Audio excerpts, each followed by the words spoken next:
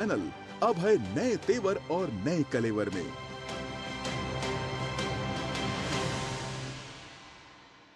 और इस वक्त एक बहुत बड़ी खबर आ रही है झारखंड की राजनीति से। झारखंड के ग्रामीण विकास मंत्री आलमगीर आलम को ईडी ने गिरफ्तार कर लिया है। जी हां, इस वक्त की बड़ी खबर, झारखंड के ग्रामीण विकास मंत्री आलमगीर आलम गिरफ्तार हो गए हैं। ईडी ने उनसे घंटों पूछताछ की, कल भी पूछताछ की थी 10 घंटे, और आज भी पूछताछ की, और आज दूसरे दिन ईडी ने पूछताछ करने के बाद उन्हें गिरफ्तार कर लिया है। इस वक्त की बड़ी खबर, ब्रेकिंग न्यूज, झारखंड सरकार में मंत्री आलमगीर आलम को प्रवर्तन निदेशालय ने पूछताछ के बाद गिरफ्तार कर लिया है। उनसे करीब 9 घंटे पूछताछ हुई थी मंगलवार को, और आज भी उनसे पूछताछ हुई, और इस पूछताछ के बाद आलमगीर आलम, जो कि झारखंड सरकार में मंत्री हैं, उनको ईडी ने गिरफ्तार कर लिया है। और मामला हम आपको बता दें, ये देखिए, छापेमारी में 35 करोड़ से ज्यादा की नकदी बरामद हुई थी। जी हां, आलमगीर आलम के सचिव के नौकर के घर से, जी हां,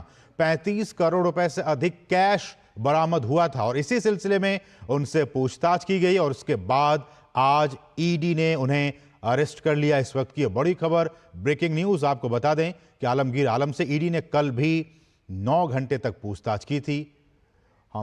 हमारे साथ हमारे सहयोगी दिवाकर इस वक्त रांची से मौजूद हैं। दिवाकर, बड़ी खबर, आलमगीर आलम को कल भी 9 घंटे पूछताछ हुई, आज भी पूछताछ की गई ईडी की तरफ से, और आखिरकार उन्हें गिरफ्तार कर लिया गया। देखिए, निश्चित तौर पर ईडी की ये बड़ी कार्रवाई है, और जिस तरीके से झारखंड में पिछले हफ्ते जो ग्रामीण विकास मंत्री हैं, उनके जो पीएस थे, उनके नौकर के घर से करीब 35 करोड़ रुपए नगद मिला था, तो उसके बाद से ये सवाल उठ रहा था कि आखिर एक नौकर के घर में इतने पैसे कहां से पहुंचे और किस तरीके से यहाँ पर पैसे को रखा गया था। तो उसके बाद से लगातार दबिश देने की कोशिश हो रही थी, और ईडी ने उसके पहले बाद संजीव लाल को गिरफ्तार किया, जो आलमगीर आलम के पीएस थे। उसके बाद उनके नौकर को भी, जहांगीर आलम जो है, उनको गिरफ्तार किया, और उसके बाद कई राउंड तक उनसे पूछताछ हुई थी, और कल भी उनका फिर से ईडी का जो रिमांड था उसे बढ़ा दिया गया था, उनके नौकर और पीएस को। उसके बाद कल इन्हें बुलाया गया था पूछताछ के लिए ईडी की ओर से। तो कल करीब रात 8:30 बजे तक इनसे पूछताछ हुई है, करीब 9 घंटे की पूछताछ हुई थी, और उसके बाद आज दोबारा उन्हें पूछताछ के लिए बुलाया गया था, क्योंकि ये कहा जा रहा था कि वो जो जवाब है, जो सवाल ईडी की ओर से किए जा रहे थे, उसका संतोषजनक जवाब वो नहीं दे पा रहे थे, इसलिए आज उन्हें दोबारा बुलाया गया था। और करीब आज हम कह सकते हैं कि 6 घंटे की पूछताछ के बाद ईडी ने अब से थोड़ी देर पहले उन्हें गिरफ्तार कर लिया है। तो ये हम कह सकते हैं झारखंड में जिस तरीके से घोटालों का एक के बाद एक खुलासा हो रहा है, उसमें इस पूछताछ के बाद हो सकता है कि कई अन्य लोगों के नाम भी सामने आ सकते हैं, क्योंकि ये 2 तरह का मामला है। एक तो नकदी मिलने का मामला है, और दूसरा कहा जा रहा है कि ग्रामीण विकास विभाग में जो टेंडर अलॉटमेंट का मामला है, उसमें किस तरीके से खालमेल किया गया है, टेंडर लेने में रिश्वत का इस्तेमाल हुआ है, कहीं ना कहीं उसके पैसे ये हो सकते हैं। तो ये तमाम बिंदुओं पर ईडी लगातार पूछताछ कर रही है, और उसके बाद आज जो ग्रामीण विकास मंत्री है, उनको गिरफ्तार किया गया है। जी, घंटों की पूछताछ हुई है दिवाकर, कल भी हुई, आज भी हुई। आपको लगता है कि इस पूछताछ में ईडी को बहुत सारे ऐसे लोगों के नाम उन्होंने बताए होंगे आने वाले दिनों में, जिनके बारे में खुलासा हो सकता है? देखिए, निश्चित तौर पर कल से ही जब सवालों की बौछार उन पर की गई थी, तब वो एकदम से उलझ गए थे। कल शाम जब वहां से वो ईडी आवाज से निकल रहे थे, तो मीडिया के लोगों, हम लोगों ने बात करने की कोशिश की, लेकिन वो नहीं, मीडिया से नॉर्मली एक तरीके से वो फ्रेंडली रहते थे और हमेशा बातचीत करने के लिए आगे आते थे। लेकिन कल चेहरे का जो हाव भाव था, वो कल इस तरह का इशारा दे रहा था कि वो कंफर्टेबल फील नहीं कर रहे हैं, और जिस तरीके से ईडी की तरफ से सवालों का बौछार उनके ऊपर किया गया था, उस पर वे उलझते हुए नजर आ रहे थे। और आज जो ये जब सुबह जा रहे थे, तब भी हम लोगों ने उनसे बात करने की कोशिश की, लेकिन वो जवाब देते हुए नहीं। तो वो लग रहा था कि अनकंफर्टेबल जोन में वो दिख रहे हैं, और ऐसे आशंकाएं व्यक्त की जा रही थी कि हो सकता है कि ईडी ने जिस तरीके से सवाल और जवाब किया है उनसे, और जिस वो सोर्स नहीं बता पा रहे थे कि उनके जो पीएस है, उनके नौकर के घर से इतना पैसा मिलता है। हालांकि अभी तक उन्होंने ये बात के संकेत दे रहे थे कि नहीं, उनको इस बारे में पता नहीं था कि उनके नौकर के घर में कहां से इतना पैसा आ गया। तो लगातार वो इससे बचने की कोशिश कर रहे थे, लेकिन ईडी के सवालों में वो पूरी तरह से उलझ गए, और ईडी को एक के बाद एक कई क्लू मिले। उसके बाद आज ईडी ने उन्हें गिरफ्तार कर लिया है। जी, अब आगे दिवाकर, चूंकि राज्य के सीएम जेल में, मंत्री जेल में, किस तरह की राजनीति वहां चल रही है? देखिए, भ्रष्टाचार तो झारखंड में एक दीमक की तरह लगा हुआ है। जिस तरीके से पिछले 4-5 सालों में अगर हम एक बैकफ्लैश में जाएं और पुराने घटनाओं को निकालें, तो निश्चित तौर पर पहले ब्यूरोक्रेसी, कई ब्यूरोक्रेट, जैसे मनरेगा घोटाले की बात हुई, मनरेगा घोटाले में जो पूजा सिंघल आईएएस थी, सचिव थी, वो चली गई थी। उसके बाद उनके सीए जेल जाते हैं। उसके बाद रांची के डीसी जो है वो जमीन के जो दलाली का मामला है या जमीन के खरीद फरोख्त में जालसाजी का मामला है, उस मामले में वो जेल चले जाते हैं। उसके बाद उसकी जो पकड़ है और उसका जो रैकेट है वो सीएम हाउस तक पहुंचता है और उसके बाद मुख्यमंत्री हेमंत सोरेन को भी जेल जाना पड़ता है। तो पूर्व मुख्यमंत्री हेमंत सोरेन भी इस मामले में जेल में है। तो आप समझ सकते हैं कि उसके बाद ये टेंडर घोटाला का मामला आता है, नकदी घरों से मिलता है और बीच में तो आपको याद होगा कि किस तरीके से राज्यसभा सांसद जो कांग्रेस के थे उनके घर से भी करीब 350 करोड़ रुपए नकद मिले थे। तो आप समझ सकते हैं कि झारखंड में किस तरीके से जो ब्लैक मनी का है छुपा कर रखने का काम है। पूजा सिंघल के घर के सीए के घर से भी काफी पैसे 20-22 करोड़ रुपए बरामद हुए थे। तो एक के बाद एक कई घोटाले झारखंड में हुए हैं और उसके बाद जो लगातार ईडी की कार्रवाई थी उसमें कई जो अवैध खनन का मामला है उसमें भी पता हुआ कि करीब 1000 करोड़ रुपए का अवैध खनन का मामला जो पूरा संथाल का इलाका है वो उजागर हुआ है। तो एक के बाद एक झारखंड में कई घोटाले हुए हैं, कई जो कारोबारी हैं वो जेल जा चुके हैं। उसके अलावा आप देख रहे हैं कि ग्रामीण विकास मंत्री को भी आज, और मुझे याद भी है दिवाकर किस तरह से प्रधानमंत्री जब वहां पे गए थे भाषण के दौरान उन्होंने इस भ्रष्टाचार को लेकर काफी जोरदार हमला भी किया था। बहुत बहुत शुक्रिया दिवाकर इन तमाम ताजा अपडेट्स को झारखंड की राजधानी रांची से हम तक पहुंचाने के लिए। तो झारखंड सरकार में मंत्री आलमगीर आलम को एक लंबी पूछताछ के बाद ईडी ने अब से कुछ देर पहले गिरफ्तार कर लिया। बढ़ेंगे आगे और अब वक्त हो गया है हमारी विशेष प्रस्तुति जनादेश का।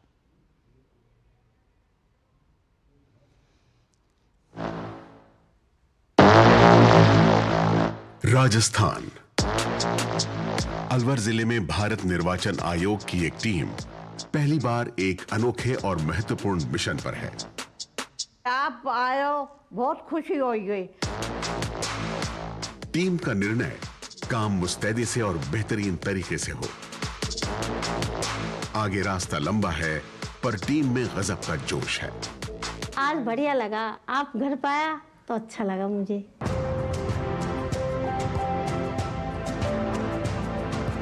मिशन 85 साल से अधिक उम्र के और दिव्यांग नागरिक अपना वोट दे पाए।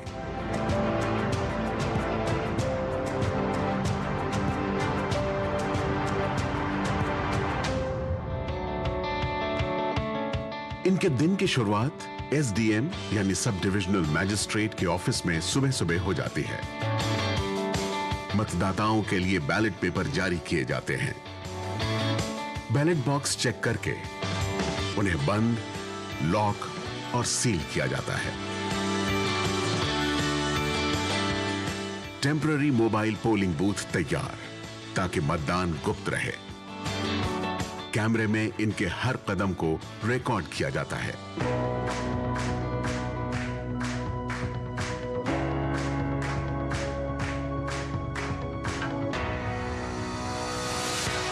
कुछ घंटे बाद टीम गांव की सड़कों पर अपनी मंजिल की तरफ बढ़ती हुई। पहला मतदाता बुजुर्ग है और दुर्बल है। इनका बेटा इनका प्रतिनिधि है। अधिकारी इनके दस्तावेजों की जांच करते हैं। हमेशा की तरह मतदाता की पहचान सुनिश्चित करना परम आवश्यक है। एक रजिस्टर में एंट्री की जाती है और फिर सारे फॉर्म भरे जाते हैं।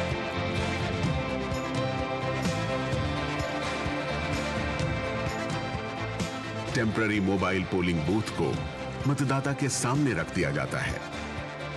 टीम मतदाता को बैलेट पेपर के बारे में। जनादेश के प्रायोजक है MDH, बढ़िया है, शुद्ध है। MDH मिर्ची, धनिया, हल्दी, असली मसाले, सच MDH और गैलेंट एडवांस रबर, निर्माण का रियल हीरो।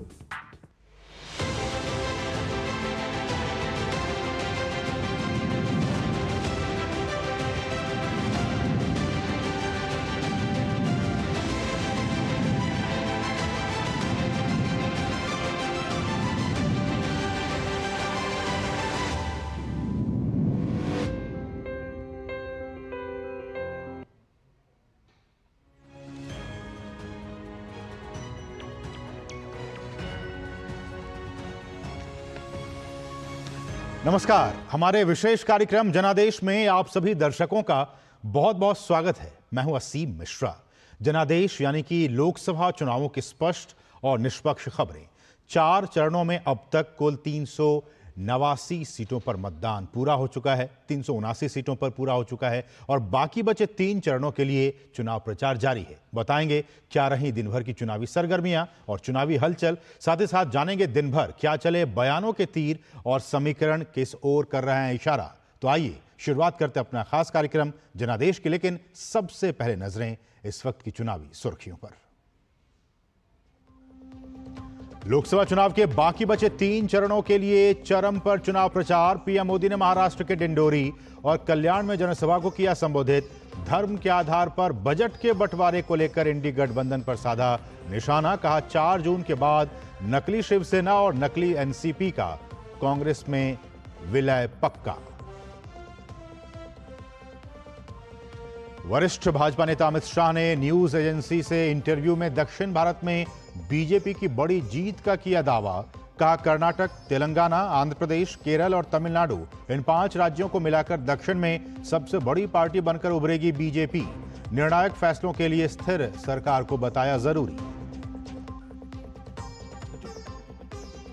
भाजपा के दिग्गजों ने प्रचार में झोंकी ताकत। पश्चिम बंगाल की रैली में अमित शाह ने भ्रष्टाचार और तुष्टीकरण पर टीएमसी और कांग्रेस पर साधा निशाना।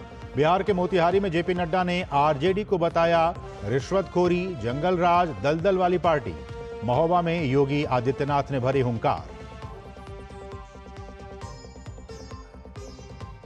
विपक्षी दिग्गजों ने भी किया धुआंधार चुनाव प्रचार। लखनऊ में मल्लिकार्जुन खड़गे और अखिलेश यादव ने की संयुक्त प्रेस वार्ता। राहुल गांधी ने ओडिशा के बोलांगीर में जनसभा को किया संबोधित। रायबरेली में प्रियंका गांधी ने किया चुनाव प्रचार।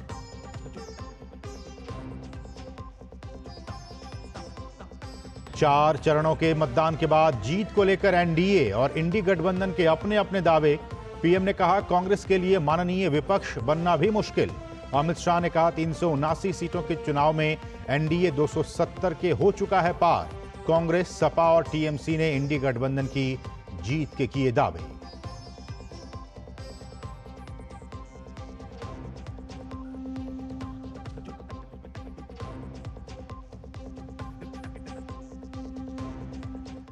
और चुनाव के नतीजे आने में अभी पूरे 20 दिन बाकी हैं, लेकिन 4 जून के नंबर गेम पर अभी से ही शुरू हो गया है माइंड गेम।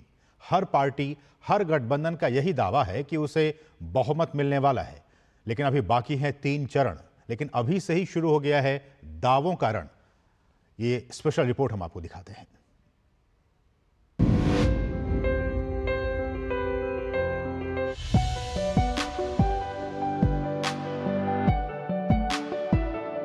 लोकसभा चुनाव में अब तक हुए 4 चरणों के मतदान के बाद सत्ता पक्ष और विपक्ष जीत को लेकर अपने अपने दावे कर रहे हैं। प्रधानमंत्री नरेंद्र मोदी ने महाराष्ट्र के डिंडोरी की विशाल जनसभा को संबोधित करते हुए एनडीए की बड़ी जीत और कांग्रेस के बुरी तरह से हारने का दावा किया। एनडीए गठबंधन को कितनी बड़ी जीत मिलने जा रही है,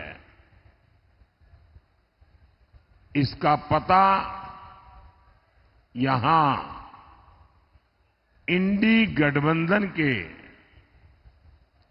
एक बड़े नेता की बातों से भी पता चलता है। वो जानते हैं कि इंडी गठबंधन का जो मुख्य दल है कांग्रेस, वो कांग्रेस इतनी बुरी तरह हार रही है कि उनके लिए मान्य विपक्ष बनना भी मुश्किल है।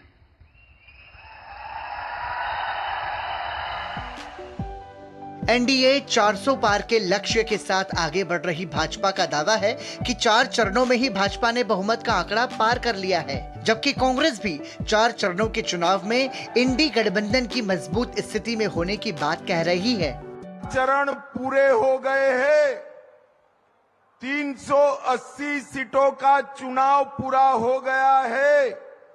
आज मैं बताकर जाता हूं, ये 380 सीट में मोदी जी 270 सीट लेकर पूर्ण बहुमत प्राप्त कर चुके हैं और आगे की लड़ाई 400 पार करने की है। ये अभी तक 4 चरण के चुनाव पूरा हो चुके हैं। इंडिया गठबंधन मजबूत स्थिति में है। हिंदुस्तान की जनता ने मोदी जी की विदाई तय कर दी है। पूरे देश का माहौल देखकर मैं विश्वास के साथ कह सकता हूं 4 जून को इंडिया गठबंधन नई सरकार बनाने जा रही है। मल्लिकार्जुन खड़गे के साथ साझा प्रेस कॉन्फ्रेंस में सपा प्रमुख अखिलेश यादव ने भी इंडी गठबंधन की जीत का दावा किया, जबकि उत्तर प्रदेश के मुख्यमंत्री योगी आदित्यनाथ ने पूरे देश में फिर से एक बार मोदी सरकार की लहर चलने की बात कही। 2014, 2017, 2019, 2022 इन सभी चुनाव में मोदी जी के नेतृत्व में जनता जनार्दन ने मोदी जी को अपना पूरा समर्थन दिया, अपना आशीर्वाद दिया। 2024 में पूरे भारत में एक ही लहर है और वह है फिर एक बार मोदी सरकार का, अब की बार 400 पार का, और जो राम को लाए हैं हम उनको लाएंगे। नकारात्मक राजनीति का समय खत्म हो गया है। देश की जनता बदलाव चाहती है। वो बदलाव 4 जून को आने वाला है। इंडिया गठबंधन की सरकार बनेगी। केंद्रीय मंत्री और भाजपा के वरिष्ठ नेता गिरिराज सिंह ने इस चुनाव में कांग्रेस को पिछली बार से भी कम सीट आने का दावा किया, तो कांग्रेस महासचिव जयराम रमेश ने भाजपा की हार का दावा किया। अरे राहुल गांधी, सोनिया गांधी देश को छोड़ के भागने वाले हैं। ये जिस ढंग से भारत को तोड़ने की बात कर रहे हैं, लोगों की संपत्ति छीनने की बात कर रहे हैं, मुसलमानों की बात कर रहे हैं, हमको तो लग रहा है ये माई बेटा को कोई देश से प्रेम नहीं है। इस बार 40 से कम, पिछले बार से कम सीट आएगी। ये भारत छोड़ के भागेगा। 19 अप्रैल और 27 अप्रैल के बाद ही स्पष्ट हो गया था कि दक्षिण भारत में बीजेपी साफ और उत्तर, पूर्वी और पश्चिम भारत में बीजेपी हाफ। 4 तारीख को कांग्रेस पार्टी को इंडिया गठबंधन के पार्टियों को स्पष्ट और निर्णायक जनादेश मिलना तय हो चुका है। पश्चिम बंगाल की मुख्यमंत्री ममता बनर्जी ने कहा है कि इंडी अलायंस को 315 सीटें आ रही हैं और एनडीए 195 सीटों पर सिमट जाएगी। हालांकि ये तो पार्टी नेताओं के अपने अपने दावे हैं, लेकिन अगर पिछले लोकसभा चुनाव नतीजों पर नजर डालें तो 4 चरणों की इन्हीं 379 सीटों पर भाजपा को 205 सीटों पर जीत मिली थी, जबकि कांग्रेस सिर्फ 43 सीट ही हासिल कर पाई थी। वहीं डीएमके को 24 और एसपी बीएसपी को 4-4 सीटें मिली थी और अन्य दलों के खाते में 99 सीटें आई थी। बहरहाल इस बार के जनादेश का पता तो 4 जून को ही लगेगा। Bureau report, DD news.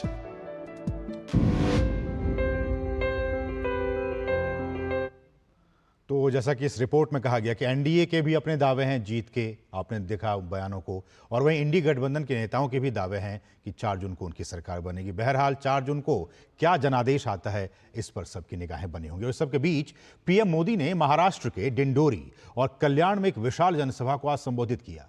चुनाव में एनडीए की बड़ी जीत का विश्वास जताते हुए पीएम ने इंडी अगाड़ी पर जमकर प्रहार किया। पीएम ने कहा कि चुनाव के बाद नकली शिवसेना और नकली एनसीपी के कांग्रेस में विलय की बात हो रही है।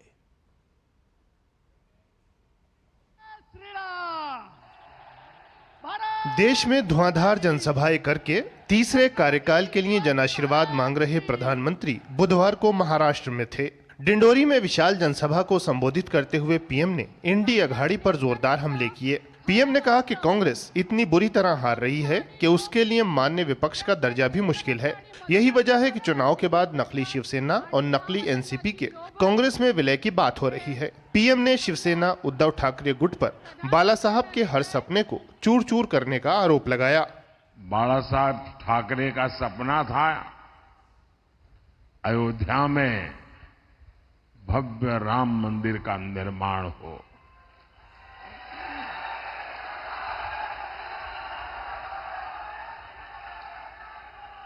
बाला साहब का सपना था जम्मू कश्मीर से आर्टिकल 370 खत्म हो। ये सपना पूरा हुआ लेकिन इससे सबसे ज्यादा चीड़ ये नकली शिवसेना को हो रही है। कांग्रेस ने प्राण प्रतिष्ठा के निमंत्रण को ठोकर मारी। नकली शिवसेना ने भी वही रास्ता चुना। पीएम ने कहा कि ये चुनाव सिर्फ एमपी चुनने का नहीं बल्कि पीएम चुनने का है।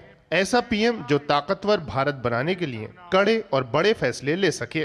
कांग्रेस पर तुष्टीकरण और वोट बैंक की राजनीति का आरोप लगाते हुए पीएम ने कहा कि कांग्रेस चाहती है कि देश के बजट का 15% उसके वोट बैंक पर खर्च हो। कांग्रेस आपकी संपत्ति को भी जब्त करके उसका हिस्सा अपने वोट बैंक को देने की तैयारी में है।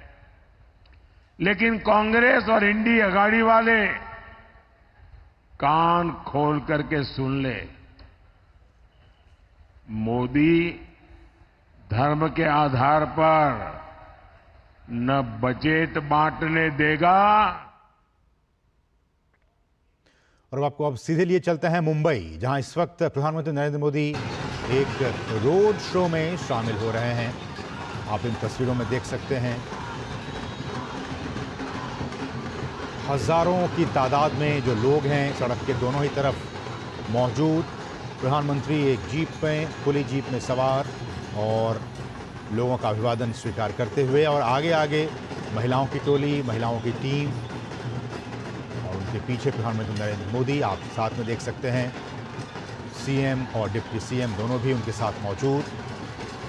बहुत ही महत्वपूर्ण ये तस्वीरें महाराष्ट्र में, और खासकर जिन सीटों पर अभी वोटिंग बाकी है, 20 मई को 5वें चरण में जो बची हुई 13 सीटें हैं उन पर वोटिंग होनी है। और इस लिहाज से ये रोड शो काफ़ी बहुत ज़्यादा महत्वपूर्ण हो जाती है। आपकी जानकारी के लिए बता दें, ये मौका है आपकी समझ को और दुरुस्त करने का। जानकारी हम आपको ये दे दें कि महाराष्ट्र में कुल जो लोकसभा की सीटें हैं वो 48 लोकसभा की सीटें हैं, और अब तक 4 चरणों में 35 सीटों पर वोटिंग हो चुकी है। और 20 मई को 5वें चरण में जो बची हुई 13 सीटें हैं उन पर वोटिंग होगी।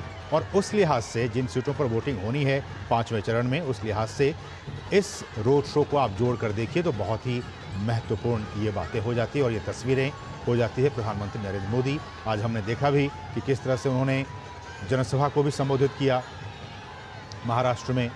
इस दौरान उन्होंने जो विपक्षी गठबंधन है उन पर जमकर उन्होंने हमले किए, निशाना साधा। और शाम के वक्त, इस वक्त प्रधानमंत्री ये सीधी तस्वीरें मुंबई से आप देख पा रहे हैं, जहां वो एक रोड शो में शामिल हो रहे हैं। और आप देखिए इन तस्वीरों में दोनों ही तरफ, सड़क के दोनों ही तरफ हज़ारों की तादाद में लोग प्रधानमंत्री की एक झलक पाने के लिए मौजूद हैं। और साथ साथ एकनाथ शिंदे और देवेंद्र फडणवीस भी उनके साथ इस रोड शो में शामिल हो रहे हैं। और ये जो इलाका है जहां इस वक्त प्रधानमंत्री रोड शो कर रहे हैं, ये मुंबई उत्तर पूर्व लोकसभा सीट में ये आता है। और ये जो मुंबई उत्तर पूर्व लोकसभा सीट है, इस सीट पर बीजेपी का सीधा मुकाबला जो शिवसेना यूबीटी है, उद्धव ठाकरे गुट, उनके साथ है, कांटे की टक्कर है। इस वक्त प्रधानमंत्री मुंबई उत्तर पूर्व लोकसभा सीट में मौजूद हैं और यहाँ पे इस रोड शो में शामिल हो रहे हैं। और इसी सीट पर यहाँ, जैसा कि हमने कहा, कि बीजेपी की टक्कर जो है वो शिवसेना यूबीटी गुट के साथ है। और 5वें चरण में 20 मई को यहाँ पे चुनाव होने वाले हैं। और इस सीट से, मुंबई उत्तर पूर्व लोकसभा सीट से, जहाँ की इस वक्त प्रधानमंत्री मौजूद हैं, यहाँ से बीजेपी ने गुजराती मूल के जो मिहिर कोटेचा हैं उनको उन्होंने उम्मीदवार बनाया है। और बीजेपी के सामने शिवसेना यूबीटी के संजय दीना पाटिल वो खड़े हैं। उन दोनों के बीच में चुनौती है। और इस क्षेत्र में जो भांडुप है, घाटकोपर है, विक्रोली और कांजुरमार्ग, यहाँ पे कहा जाता है कि शिव सैनिकों का पुराना गढ़ है ये। लेकिन इस इलाके में गुजरातियों समेत जो बाकी जो प्रवासी हैं उनकी भी अच्छी खासी तादाद है, वो यहाँ के वोटर्स हैं। और इसीलिए चूँकि गुजराती का यहाँ ज़्यादा प्रभाव है, गुजराती अच्छी खासी तादाद में रहते हैं, इसलिए बीजेपी ने मिहिर कोटेचा को, जो कि गुजराती मूल के हैं, उनको यहाँ से बीजेपी ने अपना उम्मीदवार बनाया है। और इन सीट की बात की जाए तो जिन 13 सीटों पर वोटिंग होनी है उनमें मुंबई मेट्रोपॉलिटन रीजन की 10 सीटें भी शामिल हैं। धुले एक सीट है, डिंडोरी, नासिक, एमएमआर, जैसा कि हमने कहा कि मुंबई मेट्रोपॉलिटन रीजन, ये तमाम सीटें। हमारे साथ हमारे सहयोगी शिशिर वे इस वक्त इस रोड शो को कवर कर रहे हैं, मौजूद हैं।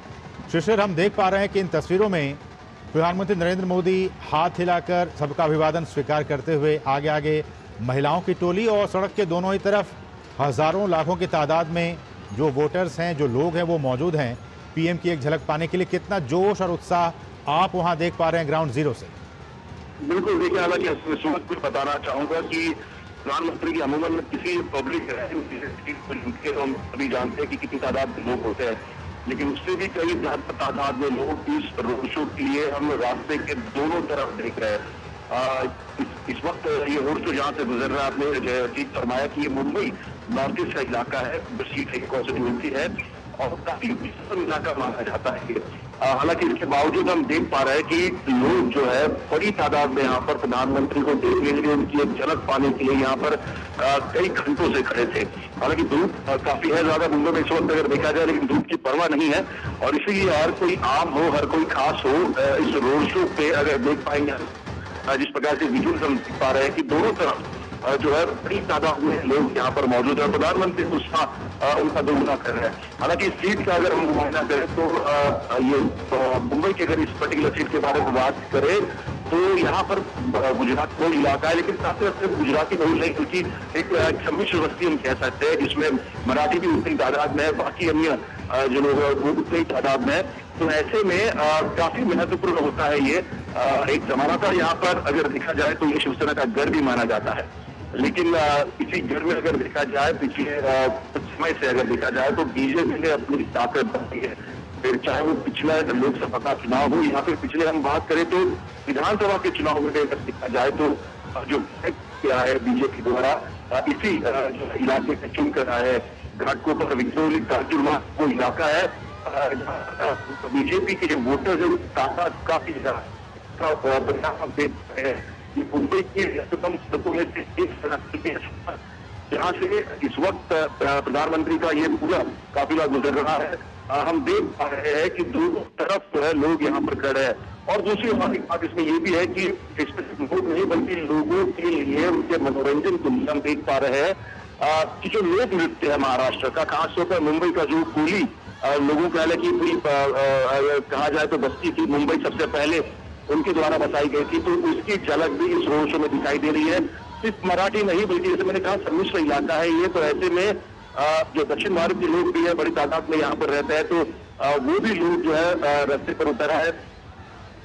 जहाँ से रास्ता गुजरता है वह लंबी इमारतें भी है, कुछ अगर देखा जाए ऊंचे ऊंचे टावर्स भी है, लेकिन लोग इस वक्त खिड़कियों पर छज्जों पर चढ़कर हालांकि प्रधानमंत्री मोदी की झलक पाना चाहते हैं। हालांकि ये है कि जहां पर रास्तों में अगर देखा जाए तो गाड़ियों का ट्रैफिक जाम हुआ करता था, आज इन्हीं रास्तों पर देख पा रहे हैं कि लोग जो है बड़ी तादाद में यहाँ पर दिखाई दे रहे हैं।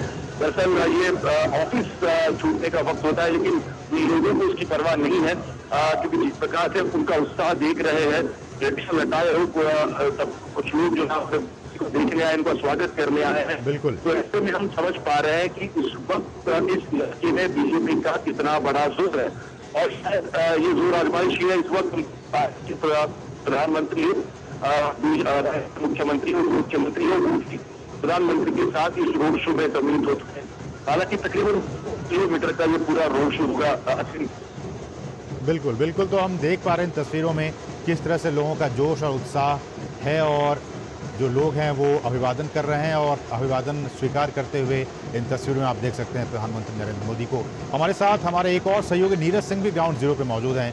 नीरज, ये तस्वीरें भी काफ़ी महत्वपूर्ण हैं और इससे पहले भी हमने देखा है कि जब भी प्रधानमंत्री किसी भी शहर में, भारत के किसी भी कोने में हो, चाहे वो उत्तर में हो, दक्षिण में हो, पूरब में हो, पश्चिम में हो, देश के किसी भी हिस्से में जाते हैं और इस तरह के रोड शो करते हैं, जनसभाएं करते हैं, लोगों का काफ़ी हुजूम उसमें उमड़ता है, महिलाएं बढ़ चढ़ कर आती हैं।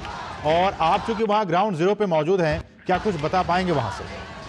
ठीक है, बिल्कुल। और ये हुजूम असीम बताता है कि कितना प्यार अपने प्रधानमंत्री को जो लोग हैं वो देश भर के देते हैं।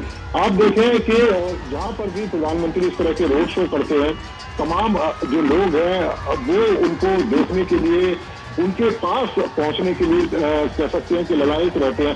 और जब महिलाओं की बात आती है, असीम आपने देखा होगा कि प्रधानमंत्री के रोड शो में एक सामान्य सी तस्वीर आपको दिखाई देती है कि महिलाएं बड़ी संख्या में उनकी आरती उतारती हैं।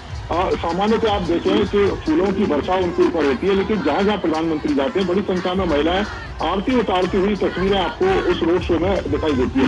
ये बताता है कि महिलाएं कितना अपने प्रधानमंत्री का आदर करती हैं, अपने प्रधानमंत्री की जो बातें हैं, प्रधानमंत्री की जो योजनाएं, उन पर कितना विश्वास करती है। आप देखें कि ये वो महिला है जो पहले घरों में रहती थी और कुछ अपॉर्चुनिटी नहीं रहती थी, आर्थिक रूप से कमजोर रहती थी, लेकिन तमाम तरह की योजनाएं जिस तरीके से केंद्र सरकार ने, मोदी सरकार ने इन महिलाओं को लेकर जो लेकर आए, उसका जो फायदा है इनको मिला। और वही कह सकते हैं कि जो महिलाएं आपको रोड शो में दिखाई देती है। आप देखें कि कच्चे घरों में रहती थी, उन महिलाओं के नाम पक्के घर किए गए। आप देखें उन महिलाओं को स्वावलंबी बनाने के लिए स्व सहायता समूह के माध्यम से एक बड़ी जो रकम है वो महिलाओं के खातों में पहुंची और आज महिलाएं अपने पैरों पर खड़ी हो रही हैं। तो ये प्यार है और प्रधानमंत्री नरेंद्र मोदी की योजनाओं का जो लाभ है वो महिलाओं को मिलता है। आप देखें कि किस तरीके से महाराष्ट्र की महिलाएं कर्तव्य दिखाकर प्रधानमंत्री का जो स्वागत है वो कर रही हैं। बड़ी संख्या में आप देखें दोनों तरफ, जो रोड के दोनों तरफ ऊंची ऊंची नीरज, ये तस्वीरों में हम जो देख पा रहे हैं, प्रधानमंत्री पीछे मुड़कर उनका काफिला इस वक्त रुका हुआ है, ये क्या चल रहा है? देखिए पीछे बड़ी संख्या में लोग हैं और खासतौर से महिला और युवा हैं जो मोदी मोदी की जो आवाज है वो काफी देर से लगा रहे थे और प्रधानमंत्री उस आवाज को सुनकर थोड़ी देर के लिए रुके और वहां पर महाराष्ट्र के अलग अलग हिस्सों से ये कह सकते हैं कि जो कलाकार हैं वो अपनी कला का प्रदर्शन कर रहे हैं। और इस समय जो उप मुख्यमंत्री हैं देवेंद्र फडणवीस, उनको बता रहे हैं कि किस तरीके से जो महिलाएं हैं, इसके अलावा जो युवा जो लोग अलग अलग जगह से आए हैं जो अपनी कला का प्रदर्शन कर रहे हैं, उस कला के बारे में प्रधानमंत्री नरेंद्र मोदी को बता रहे हैं। और आप देखें कि महिलाएं किस तरीके से नृत्य कर रही हैं, प्रधानमंत्री के आगे महिलाएं बड़ी संख्या में चल रही हैं और वो नृत्य करके एक तरीके से उत्सव की तरह सेलिब्रेट कर रही हैं इस रोड शो को। तो ये तमाम जो तस्वीरें हैं वो बताती हैं कि किस तरीके से प्रधानमंत्री को लेकर और यहाँ के जो लोग हैं वो किस तरीके से जो उत्साह है उनको ये दिखाई दे रहा है। और दूसरे ये काफिला जब रुका हुआ है तो प्रधानमंत्री कुछ जो टीवी के जो पत्रकार हैं उनको साक्षात्कार भी इस रोड शो के दौरान दे रहे हैं और अपनी तमाम योजनाएं, किस तरीके की रणनीति है, किस तरीके से वो कैंपेन कर रहे हैं, कौन कौन से इश्यूज हैं, इन पर उन पत्रकारों से बातचीत है प्रधानमंत्री रोड शो के दौरान वो भी कर रहे हैं। तो आप देखें कि ये जो तस्वीरें हैं और इस समय मुख्यमंत्री महाराष्ट्र, उप मुख्यमंत्री महाराष्ट्र प्रधानमंत्री के साथ रोड शो में उस गाड़ी पर सवार हैं। आप देखें कमल का फूल एक जो बच्चा है उसके द्वारा दिखाया जा रहा है और इसके साथ साथ कई सारी आपने तस्वीरें भी देखी होंगी प्रधानमंत्री के रोड शो के अलावा। जब प्रधानमंत्री रैलियों को संबोधित करते हैं तो प्रधानमंत्री की तस्वीर को लेकर, उनकी माता की तस्वीर को लेकर बड़ी संख्या में लोग आते हैं और प्रधानमंत्री निराश भी नहीं करते हैं। और यही कारण है कि प्रधानमंत्री के प्रति जो प्यार है वो महाराष्ट्र के लोगों के द्वारा यहाँ पर आपको दिखाई दे रहा है। बिल्कुल। और नीरज, जैसा कि आपने बताया कि वहाँ पे किस तरह से महिलाएं अच्छी खासी तादाद में हैं और आपने जिक्र किया कि किस तरह से महिलाओं के लिए जो बीते 10 वर्षों में केंद्र सरकार की तरफ से योजनाएं चलाई गई हैं उनका कितना फ़ायदा हुआ है उन महिलाओं को। और इसलिए आप देखिए अच्छी खासी तादाद में वहाँ पे महिलाएं मौजूद हैं।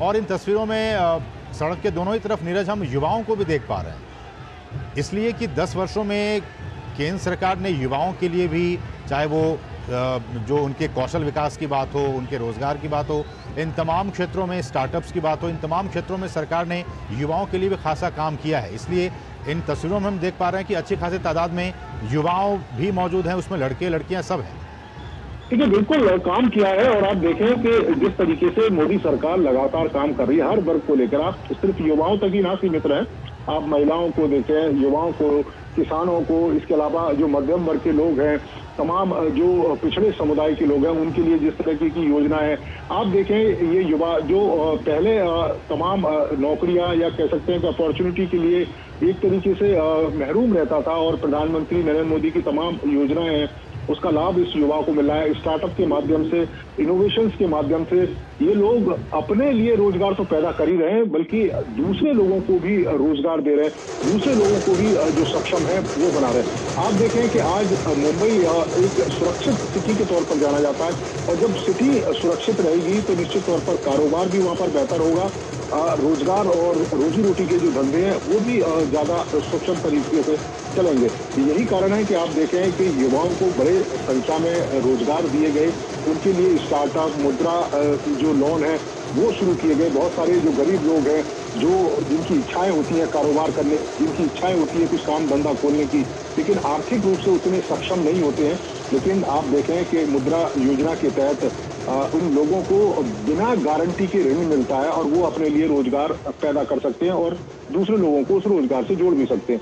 यही कारण है कि युवाओं का प्रधानमंत्री के प्रति एक विशेष कह सकते हैं कि जो लगाव है वो रहता है। और दूसरा, प्रधानमंत्री को देखें कि जिस तरीके से प्रधानमंत्री जो कह सकते हैं कि पीपल टू पीपल कनेक्ट करते हैं, तमाम अपनी योजनाओं का जिक्र वो रैलियों में करते हैं। एक नीरज जो इस वक्त मैं देख रहा हूँ तस्वीरों में, बहुत अच्छा मैसेज सकल हिंदू समाज घाटकोपर की तरफ से कि मेरी चौखट पे चल के आज मेरे प्रधान आए हैं, बजाओ ढोल स्वागत के, कि देश के प्राण आए हैं। इस तरह के जो बहुत ही दिल को छू लेने वाले जो संदेश हैं वो भी वहाँ पे 400 साल का सपना आपने किया अपना, इस तरह के जो मैसेज हैं वो वहाँ पे जो युवा हैं, और उसमें भगवान राम की जो तस्वीरें वो लगी हुई हैं, तो इस तरह से एक जोश और उत्साह है कि खुद प्रधान उनके बीच आए हैं और 400 साल 500 साल का जो सपना है वो पूरा हुआ। इस तरह के प्लेकार्ड भी वहाँ पे लोग दिखा रहे हैं। देखिए, बिल्कुल दिखा रहे हैं, और ऐसे तमाम तरह के प्लेकार्ड आपको मिलेंगे, और ये बताता है कि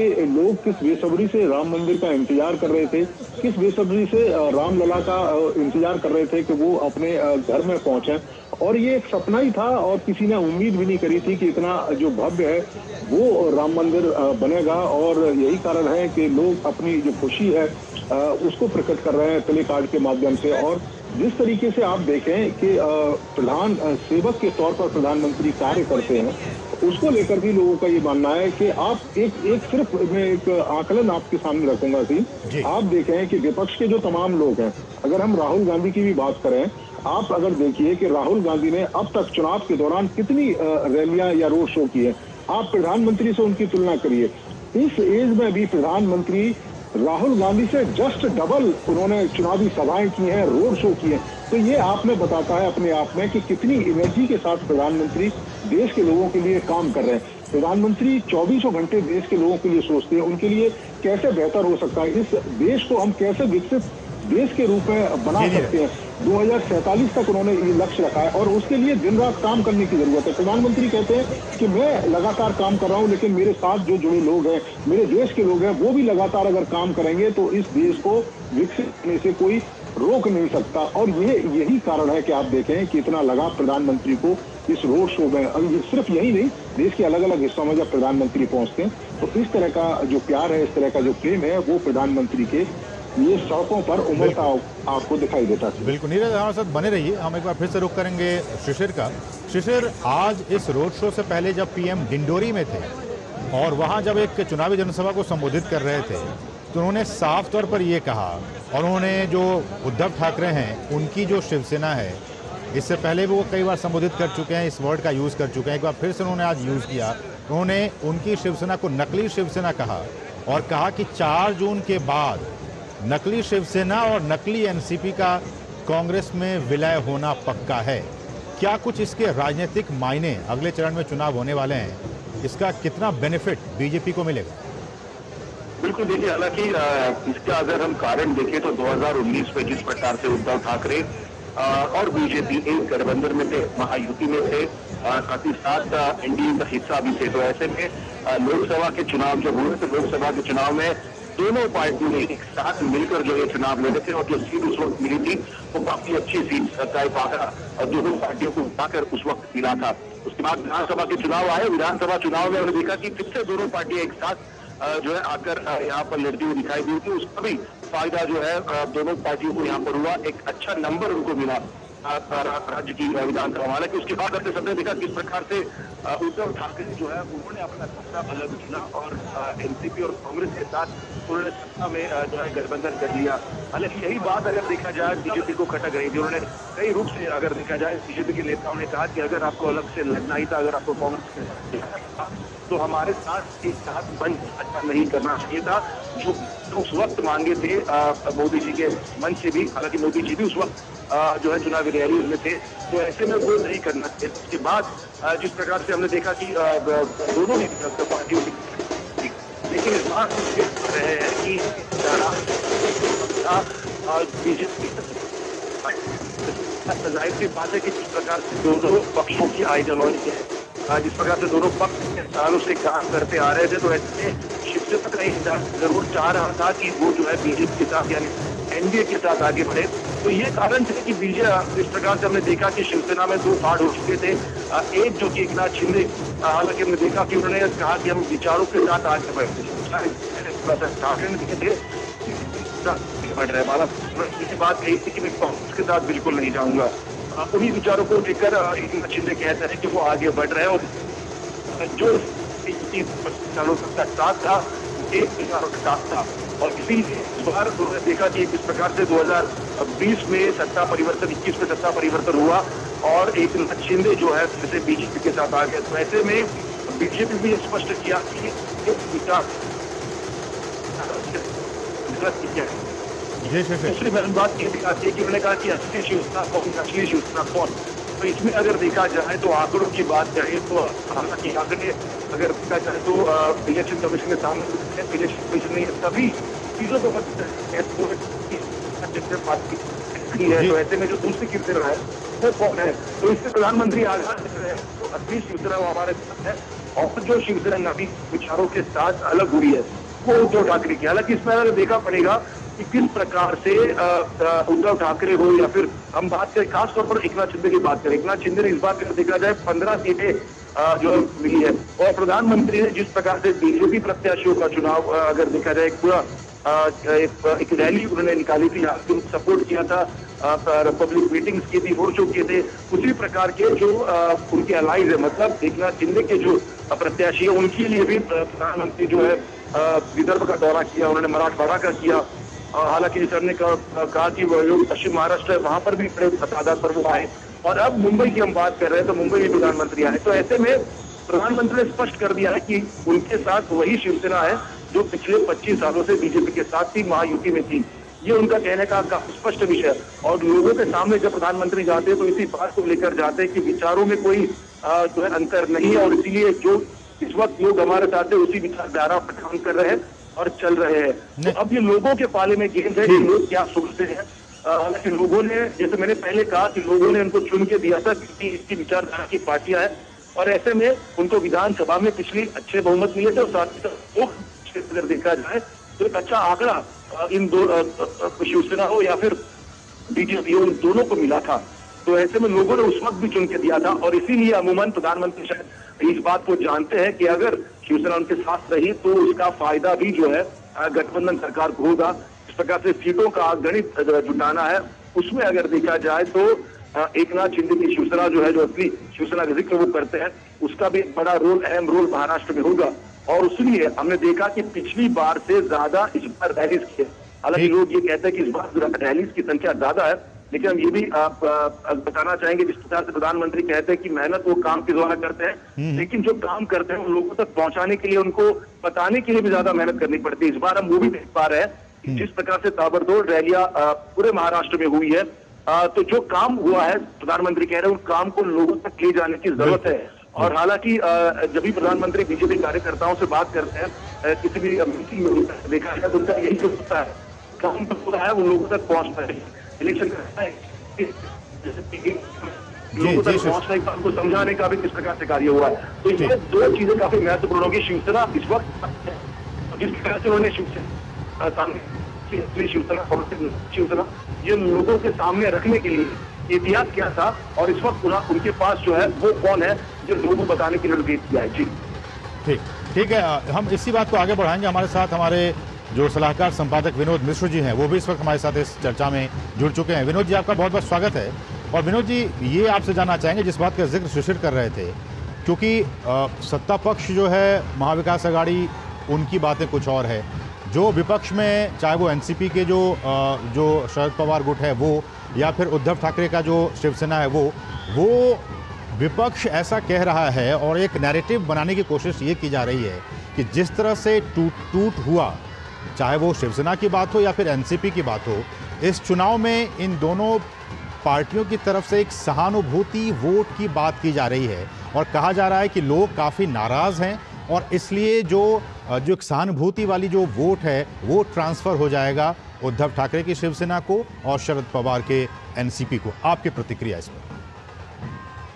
अभी मैं अभी शिशिर की ही बात को थोड़ा सा आगे बढ़ाता हूं आपके सवाल पे आने के लिए। ये देखिए, ये मुंबई का आज ये पहली बार पीएम मोदी का ये रोड शो है और जब ये मुंबई का पीएम मोदी का ये रोड शो आप कहते हैं तो ये भी आपको हमें समझना पड़ेगा कि मुंबई का जो अभी तक का एक राजनीतिक परिदृश्य जो भी था वो भी बदलने वाला है। तो आप कह सकते हैं एक कुल मिला के कि ये एक ऐतिहासिक रोड शो है जी। और जब ऐतिहासिक रोड शो आप कहते हैं तो उस समय में जब आप कहते हैं कि एनसीपी में जिस तरह से टूट हुई है, शिवसेना में इस बार इतनी बड़ी टूट हुई है, तो इस दोनों पार्टी के बीच में एग्जिस्टेंस के लिए इस बार एक बड़ी लड़ाई है, जो आप कह सकते हैं कि उनका एक लिटमस टेस्ट है कि वो जनता के बीच में कितने पॉपुलर है, वो उसका एक बड़ा टेस्ट इसमें होने वाला है। सबसे खास बात यह है कि जब शिशिर बता रहे थे उसी बात को मैं आगे बढ़ाता हूं कि 2019 में आप देखिए, जब ये शिवसेना और बीजेपी के दोनों साथ मिलकर चुनाव लड़ी थी उस समय में, और बीजेपी 2014 से लेके लगातार मुंबई में खास करके महाराष्ट्र में नंबर 1 की पार्टी बनी हुई है। और इस नंबर 1 की पार्टी में आप देखिए कि बीजेपी को पिछली बार भी लोकसभा के चुनाव में 23 सीट, जहां तक मुझे याद है, लगभग 23 सीटें बीजेपी को मिली थी, 18 सीटें शिवसेना को मिली थी। नवनीत राणा जो वो इंडिपेंडेंट कैंडिडेट थी वो भी बीजेपी के सपोर्टर थी। और इस बार परिदृश्य बदला ये है कि वो शिवसेना जो उद्धव है उसके 2 फांट हुए हैं, उसमें से वो एकनाथ शिंदे बाहर हुए हैं। एकनाथ शिंदे क्या जो शिवसेना कैडर है या शिवसेना के जो बड़ी तादाद में विधायक निकले और उसके बाद वहां पे जो सरकार बनी महायुति की, उसका भी परिदृश्य आपको देखना होगा। तो उनके हाथ में शिवसेना, उद्धव के हाथ में सिर्फ एक सिंपैथी के अलावा कोई एक बड़ा मुद्दा नहीं है। वो ये कह सकते हैं कि हमारी ये टूट हुई है, हमारी ये सारी चीजें हुई है, लेकिन जनता के नजर में वो कोविड के समय से लेके और बाद के समय तक में जो उद्धव ठाकरे का शासनकाल रहा है, उनकी आक्रमण्यता भी उनके सामने में है। वो चीफ मिनिस्टर पूरे टेन्योर में शायद ही कोई किसी दिन सचिवालय गए होंगे। तो ये सारी चीजें लोगों के जहन में है। अब ये सवाल तो लिटमस टेस्ट की जब मैं बात कर रहा था तो देखिए, इस मुंबई में पहली बार ऐसा है कि शिवसेना के दोनों धड़ा आमने सामने है। 3 सीट में एकनाथ शिंदे और उद्धव सेना के शिंदे जो है वो आमने सामने में है। तो ये आप ये कह सकते हैं कि एक अस्तित्व की बड़ी लड़ाई है दोनों शिवसेना के बीच में कि असली सेना कौन। जब प्राइम मिनिस्टर मोदी अब कहते ही अभी कल्याण की सभा में कहते हुए ये नकली सेना से सावधान रहने की जरूरत है, तो उसके पीछे उनका एक तर्क है कि अगर ये सहानुभूति उनके लिए काम करते हुए नजर आती तो महाराष्ट्र के पॉलिटिक्स में जिसको सबसे बड़ा चाणक्य ये माना जाता है शरद पवार को, तो शायद उनको ये कहने की जरूरत नहीं पड़ती कि आने वाले टाइम में जो छोटी मोटी पार्टियां हैं उसका कांग्रेस में विलय हो जाएगा। तो यही बात पीएम मोदी ने आज यहाँ की पब्लिक रैली में उठाया था। क्या बाला साहब ठाकरे का शिवसेना, क्या उनकी वो पार्टी और उनका स्वाभिमान आज कांग्रेस के पार्टी में विलय होने जा रहा है, ये एक दुखद पहलू है। जब प्राइम मिनिस्टर मोदी बाला साहब ठाकरे की बात करते हैं तो आप उसी तरह से देखिए कि शिवसेना शिंदे जो है वो अपना सिंबल को लेके बाला साहब ठाकरे को ये माना है। तो ये असली और नकली शिवसेना का भी टेस्ट इस लोकसभा के चुनाव में होना है। हो सकता है कि 6 महीने के बाद असेंबली के चुनाव में जो भी परिदृश्य निकले, लेकिन ये सारी लड़ाई जो आप देख रहे हैं वो लोकसभा से का कम विधानसभा चुनाव के लिए ये सारी क्षत्रिय पार्टियां अपने पूरे दम खम के साथ लगी हुई है। लेकिन हमें यह नहीं भूलना चाहिए कि ये लोकसभा का चुनाव है और यहाँ का खास करके मुंबई का मतदाता 5वें चरण में सिर्फ ये मुंबई का ही रह गया है और इसके बाद शायद महाराष्ट्र का ये पोल फेज खत्म हो जाता है पोलिंग का। तो इस मुंबई के जो मतदाता है वो हमेशा राष्ट्रवादी रहे हैं। राष्ट्र के प्रति, देश के प्रति, एक मजबूत प्रधानमंत्री के प्रति, एक स्थिर सरकार के प्रति उनका एक डेडिकेशन रहा है। यह देश, मुंबई जो है वो देश की आर्थिक राजधानी है, कारोबारी राजधानी है, और मुंबई ने इस 10 सालों में जो प्रगति देखी है इंफ्रास्ट्रक्चर के रूप में, कनेक्टिविटी के रूप में, मेट्रो नेटवर्क के रूप में, तो मुझे नहीं लगता है कि मुंबई का जो है वो मुंबई वाले किसी भी रूप में शिवसेना का वो लिटमस टेस्ट के लिए वो अपनी तरफ से किसी भी तरह का योगदान देंगे, क्योंकि उनको ये बात का पता है कि नरेंद्र मोदी उनके सामने में एक टेस्टेड प्राइम मिनिस्टर हैं। बिल्कुल विनोद जी, इसी से जुड़ता हुआ एक और सवाल कि जो महाविकास आघाड़ी के जो लोग कह रहे हैं और कुछ विपक्ष के लोग ये भी वहाँ कह रहे हैं कि चलिए बीजेपी ठीक है, लेकिन बीजेपी से जो वहाँ के जो लोग हैं, जो वोटर्स हैं, उतने नाराज़ नहीं हैं। ये मैं अभी कहीं पढ़ रहा था, उसमें कहा कि लोग बीजेपी से ज़्यादा नाराज़ नहीं है इस चुनाव में। सबसे ज़्यादा अगर नाराज़ हैं तो ये एकनाथ शिंदे से हैं और अजीत पवार से हैं। वो इसलिए कि उन्होंने ये जो टूटन हुआ पार्टी में, चाहे वो शिवसेना की बात हो या फिर एनसीपी की बात हो, इन्होंने उसमें बढ़ चढ़कर हिस्सा लिया, इसलिए लोग ज़्यादा बीजेपी से कम और इन दोनों ही लोगों से ज़्यादा नाराज़ हैं। देखिए, ये परसेप्शन की बात है और नैरेटिव की बात है। अगर आप इसके पलट को देखिए कि पूरे के पूरे एनसीपी का जो एग्जिस्टेंस है वो अजीत पवार के हाथ में था। अजीत पवार ही उस पूरे पार्टी का नेटवर्क से लेके पूरे पार्टी को एक तरह से आप लीड करते हुए दिखते थे, भले ही शरद पवार का नाम था। शरद पवार पिछले आप कम से कम 5-10 सालों से देखिए कि वो गुगली ही के लिए मशहूर रहे हैं, कि उनको पता है कि गुगली कब कहाँ पे फेंकना है। बाकी जो अजीत दा, उसका नाम अजीत दादा जो बोलते हैं लोग, तो आप ये देखिए कि मुंबई के अगर ऐसा नहीं होता उनके साथ जबरदस्त समर्थन, तो ये सारे के विधायक उनके साथ नहीं चले जाते। अगर ऐसा जन समर्थन उनके साथ नहीं होता तो फिर अजीत पवार को जो इंपॉर्टेंस मिला है एनडीए गठबंधन में या महायुति सरकार में, वो नहीं मिलती, क्योंकि वो उनका एक कैडर बेस्ड पार्टी है और जिन इलाकों में उनका प्रभुत्व है उन इलाकों में अजीत पवार के नाम से ही शिवसेना को लोग जानते थे कि पब्लिक के सामने में अजीत पवार होते थे। उसी तरह से आप एकनाथ शिंदे को देखिए कि एकनाथ शिंदे एक मामूली कार्यकर्ता, एक ऑटो चालक मुंबई का, शिवसेना का वो एक कार्यकर्ता के रूप में अगर वो इतना मुकाम हासिल किया है तो लोग शिवसेना के उस कार्यकर्ता को ज्यादा जानते हैं। उद्धव के रूप में, एक बड़े नेता के रूप में, आदित्य ठाकरे के रूप में, उनका एक परिवार का ही ज्यादा ये है।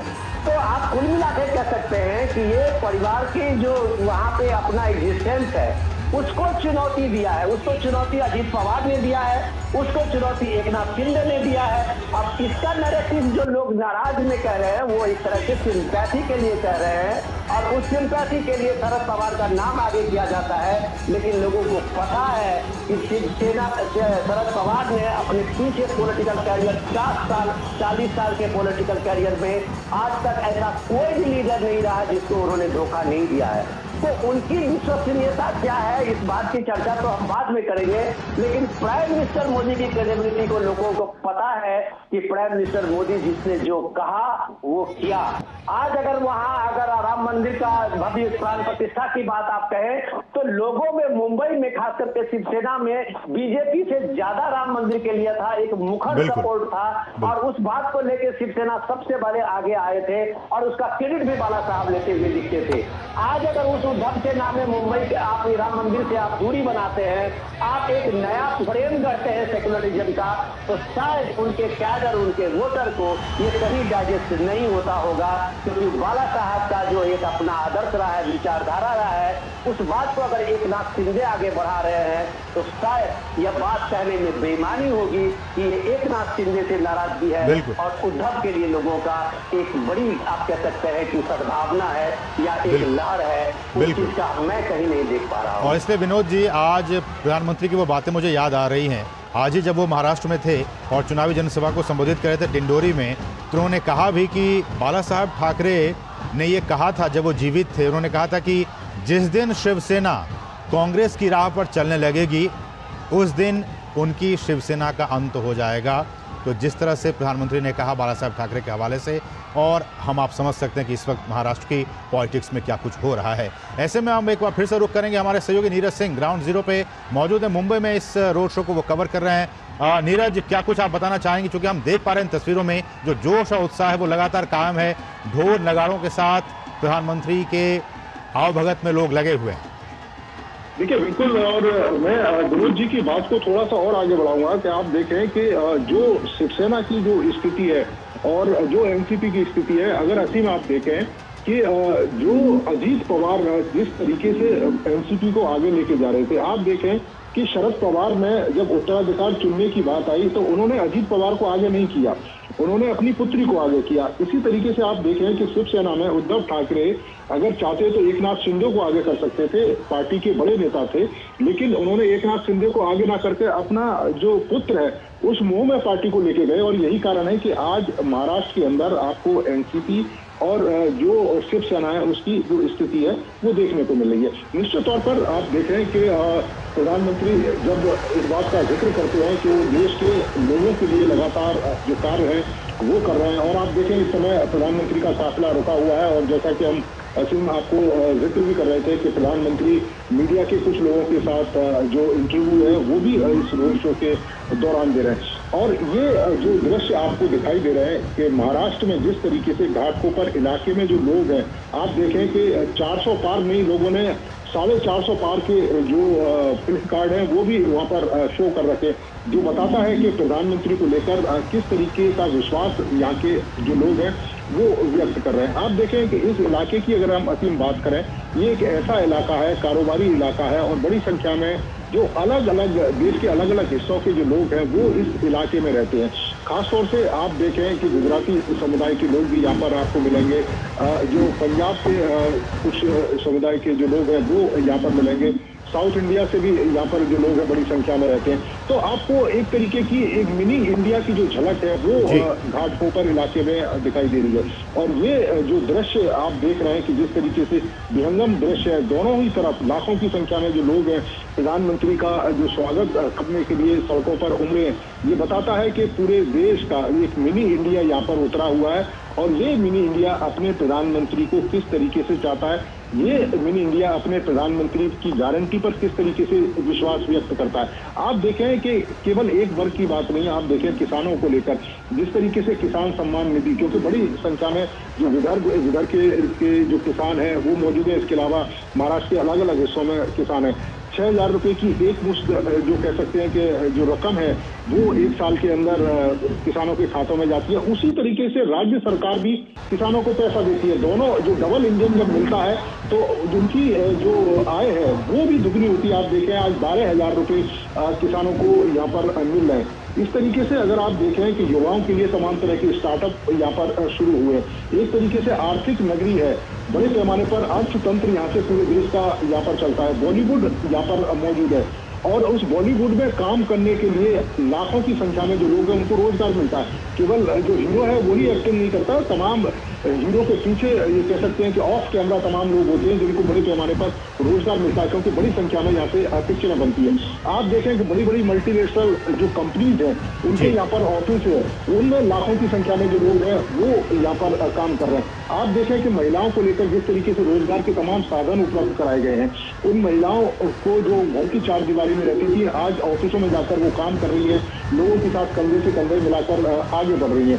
आप अगर यहाँ पर देखें कि जिस तरीके से विकास की तमाम योजनाएं प्रधानमंत्री ने पिछले 10 सालों में महाराष्ट्र के अंदर जिस तरीके से शुरू किया, चाहे रोड कनेक्टिविटी की बात हो, रेल कनेक्टिविटी की बात हो, और मुंबई जो कहते थे कि एक तरीके से जाम की नगरी कही जाती थी एक समय में, आज उस जाम की स्थिति में सुधार हुआ है, क्योंकि बड़ी पैमाने पर सड़कें भी बनी है, फ्लाईओवर भी बने हैं, अंडरपास बने हैं, कनेक्टिविटी को बढ़ावा दिया गया है। और यही इस विकास की बात प्रधानमंत्री कहते हैं कि जब चहुमुखी विकास होगा तो भारत तेजी के साथ विकसित होगा, और यही कारण है कि आप देखें कि प्रधानमंत्री की इस विकास की गारंटी में महाराष्ट्र के लोग उनका साथ देते हुए इस रोड शो में नजर आ रहे हैं। बिल्कुल, तो विकास का कार्य बीते वर्षों में हुआ है और इस बात का जिक्र हमारे सहयोगी नीरज सिंह कर रहे हैं। विनोद जी, मैं आपके पास आना चाहूँगा और एक छोटी सी जानकारी हम अपने दर्शकों को ये दे दें कि इस साल के आखिर तक महाराष्ट्र में विधानसभा के चुनाव भी होने वाले हैं।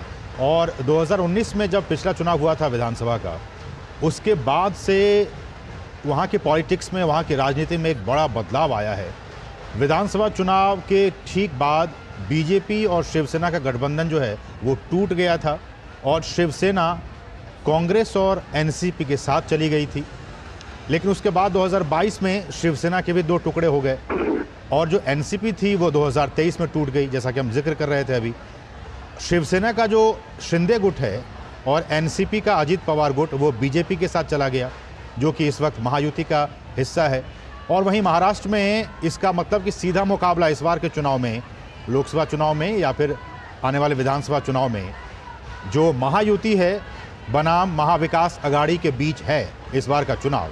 और इसमें शरद पवार की एनसीपी और उद्धव गुट का जो वो है और कांग्रेस पार्टी एक साथ है। ऐसे में विनोद जी, मेरा सवाल ये कि चूंकि प्रधानमंत्री को इस वक्त हम देख पा रहे हैं, बीजेपी ने बहुत अच्छा खासा स्टेक लगाया है इस बार के लोकसभा चुनाव में, 48 सीटें हैं महाराष्ट्र में। ऐसे में जो बीजेपी ने और प्रधानमंत्री मोदी ने जो नारा दिया है कि इस बार 400 पार का नारा, इस 400 पार के नारे में उत्तर प्रदेश में 80 सीटें हैं लोकसभा की, उसके बाद से महाराष्ट्र एक बहुत ही महत्वपूर्ण स्थान रखता है। तो ये जो तमाम सारी चीज़ें हैं, महायुति बनाम महाविकास अघाड़ी, इन दोनों के बनाम महाविकास अघाड़ी बनाम महायुति, इसमें इस 400 पार के नारे को साकार करने के लिए बीजेपी कितना महत्वपूर्ण और कितना जोर लगा रही है?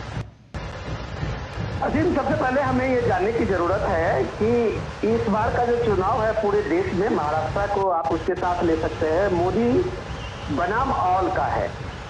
उसमें महायुति, महाविकास अघाड़ी, ये सारी चीजें पीछे छूट जाती है। यही सिचुएशन मुंबई में भी है, यही सिचुएशन महाराष्ट्र के अलग हिस्सों में भी है। ये मोदी बनाम ऑल का चुनाव है। अब उसमें रीजनल के स्तर पे महायुति कितना मजबूत है या महाविकास अघाड़ी कितने मजबूत है, वो मजबूती की टेस्ट तो उनको असेंबली के इलेक्शन में होगा। लेकिन इस इलेक्शन में जहां तक मैं देख रहा हूं और समझ रहा हूं, मैं थोड़ा सा नीरज की बात को बहुत बढ़िया इनपुट दे रहे थे, मैं नीरज की ही बात को थोड़ा आगे बढ़ाता हूं, इसके बाद मैं आपके सवाल को जवाब देने की कोशिश करूंगा।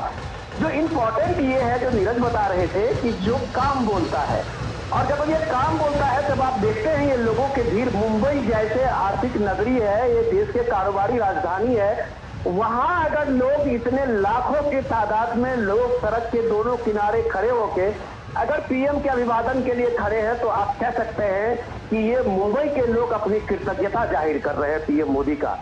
वो चाहे इंफ्रास्ट्रक्चर डेवलपमेंट का हो, वो चाहे आतंकवाद का जो मुंबई का सिलसिला था, आपने देखा होगा, हमने सारी दुनिया उस बात को पता है, 26/11 के धमाके का, उसके बाद वो ट्रेन का ब्लास्ट, वो सारी चीजें। तो वो जो एक गारंटी है पीएम मोदी का कि उसके बाद आपने देखिए कि ये बम तो दूर, एक पटाखा तक कहीं नहीं फूटा।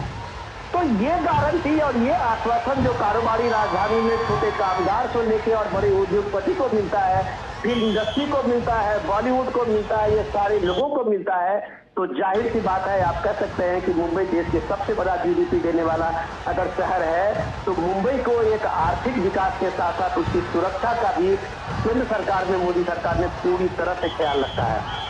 जहां आप ये कह सकते हैं कि जो वर्ल्ड क्लास जो इंफ्रास्ट्रक्चर की बात आप कहते हैं, तो वर्ल्ड क्लास इंफ्रास्ट्रक्चर अगर किसी को मिला है तो सबसे ज्यादा मुंबई और मुंबई के आसपास के सारे इलाके को मिले हैं। क्या बात, इंफ्रास्ट्रक्चर में मोदी सरकार का बजट 11 लाख करोड़ से ज्यादा है, और उस 11 लाख करोड़ का बजट आप देखें कि मुंबई के और उसके पास के आउटस्कर्ट जो है वो कितना सिमट गया है। एक आप अगर एक इंफ्रास्ट्रक्चर, बड़े इंफ्रास्ट्रक्चर की बात करें तो सबसे बड़ा इंफ्रास्ट्रक्चर जो था उसका मुंबई ट्रांस था, जो हार्बर लिंक था। आप उसकी बात करें कि एक नवी मुंबई, जो मुंबई से घंटों लगता था लोगों को जाने में, उसकी दूरी ये हार्बर जो लिंक है वो बनने से, मुंबई ट्रांस लिंक बनने से 20 मिनट पहुंच गई है।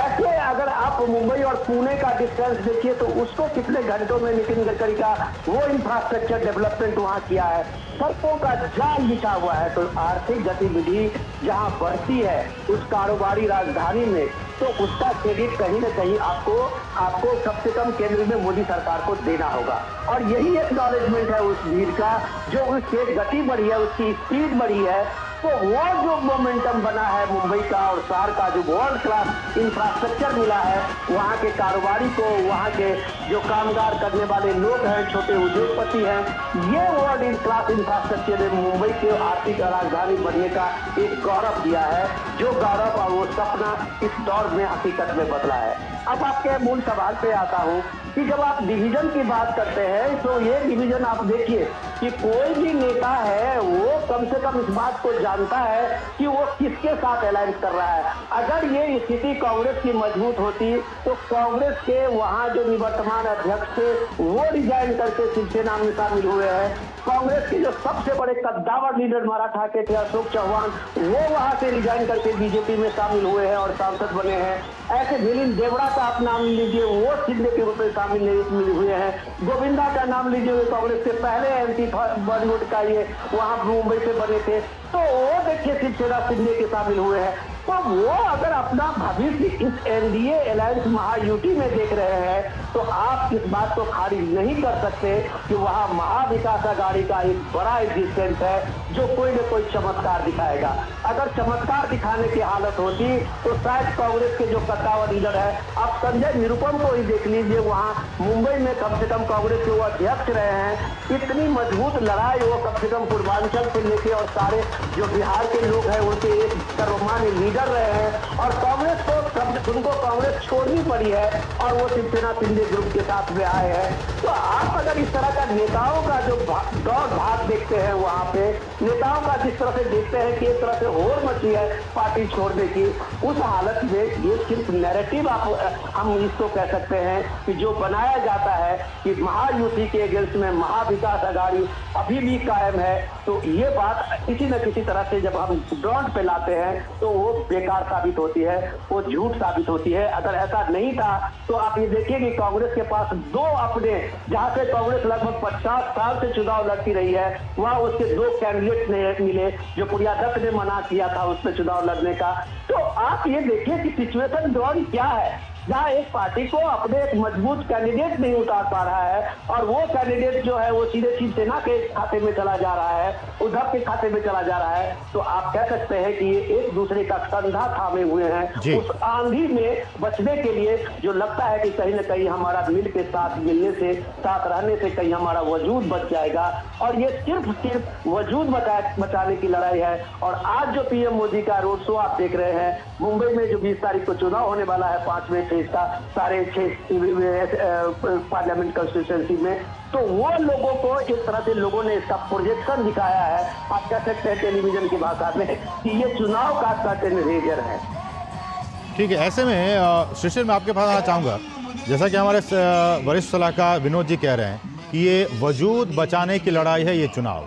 आपसे जानना चाहेंगे, चाहे वो शरद पवार की बात कह लें या फिर उद्धव ठाकरे की बात कर लें, 2024 का लोकसभा चुनाव क्या वाकई इन नेताओं के लिए अपने अस्तित्व की लड़ाई है, अपने वजूद की लड़ाई है?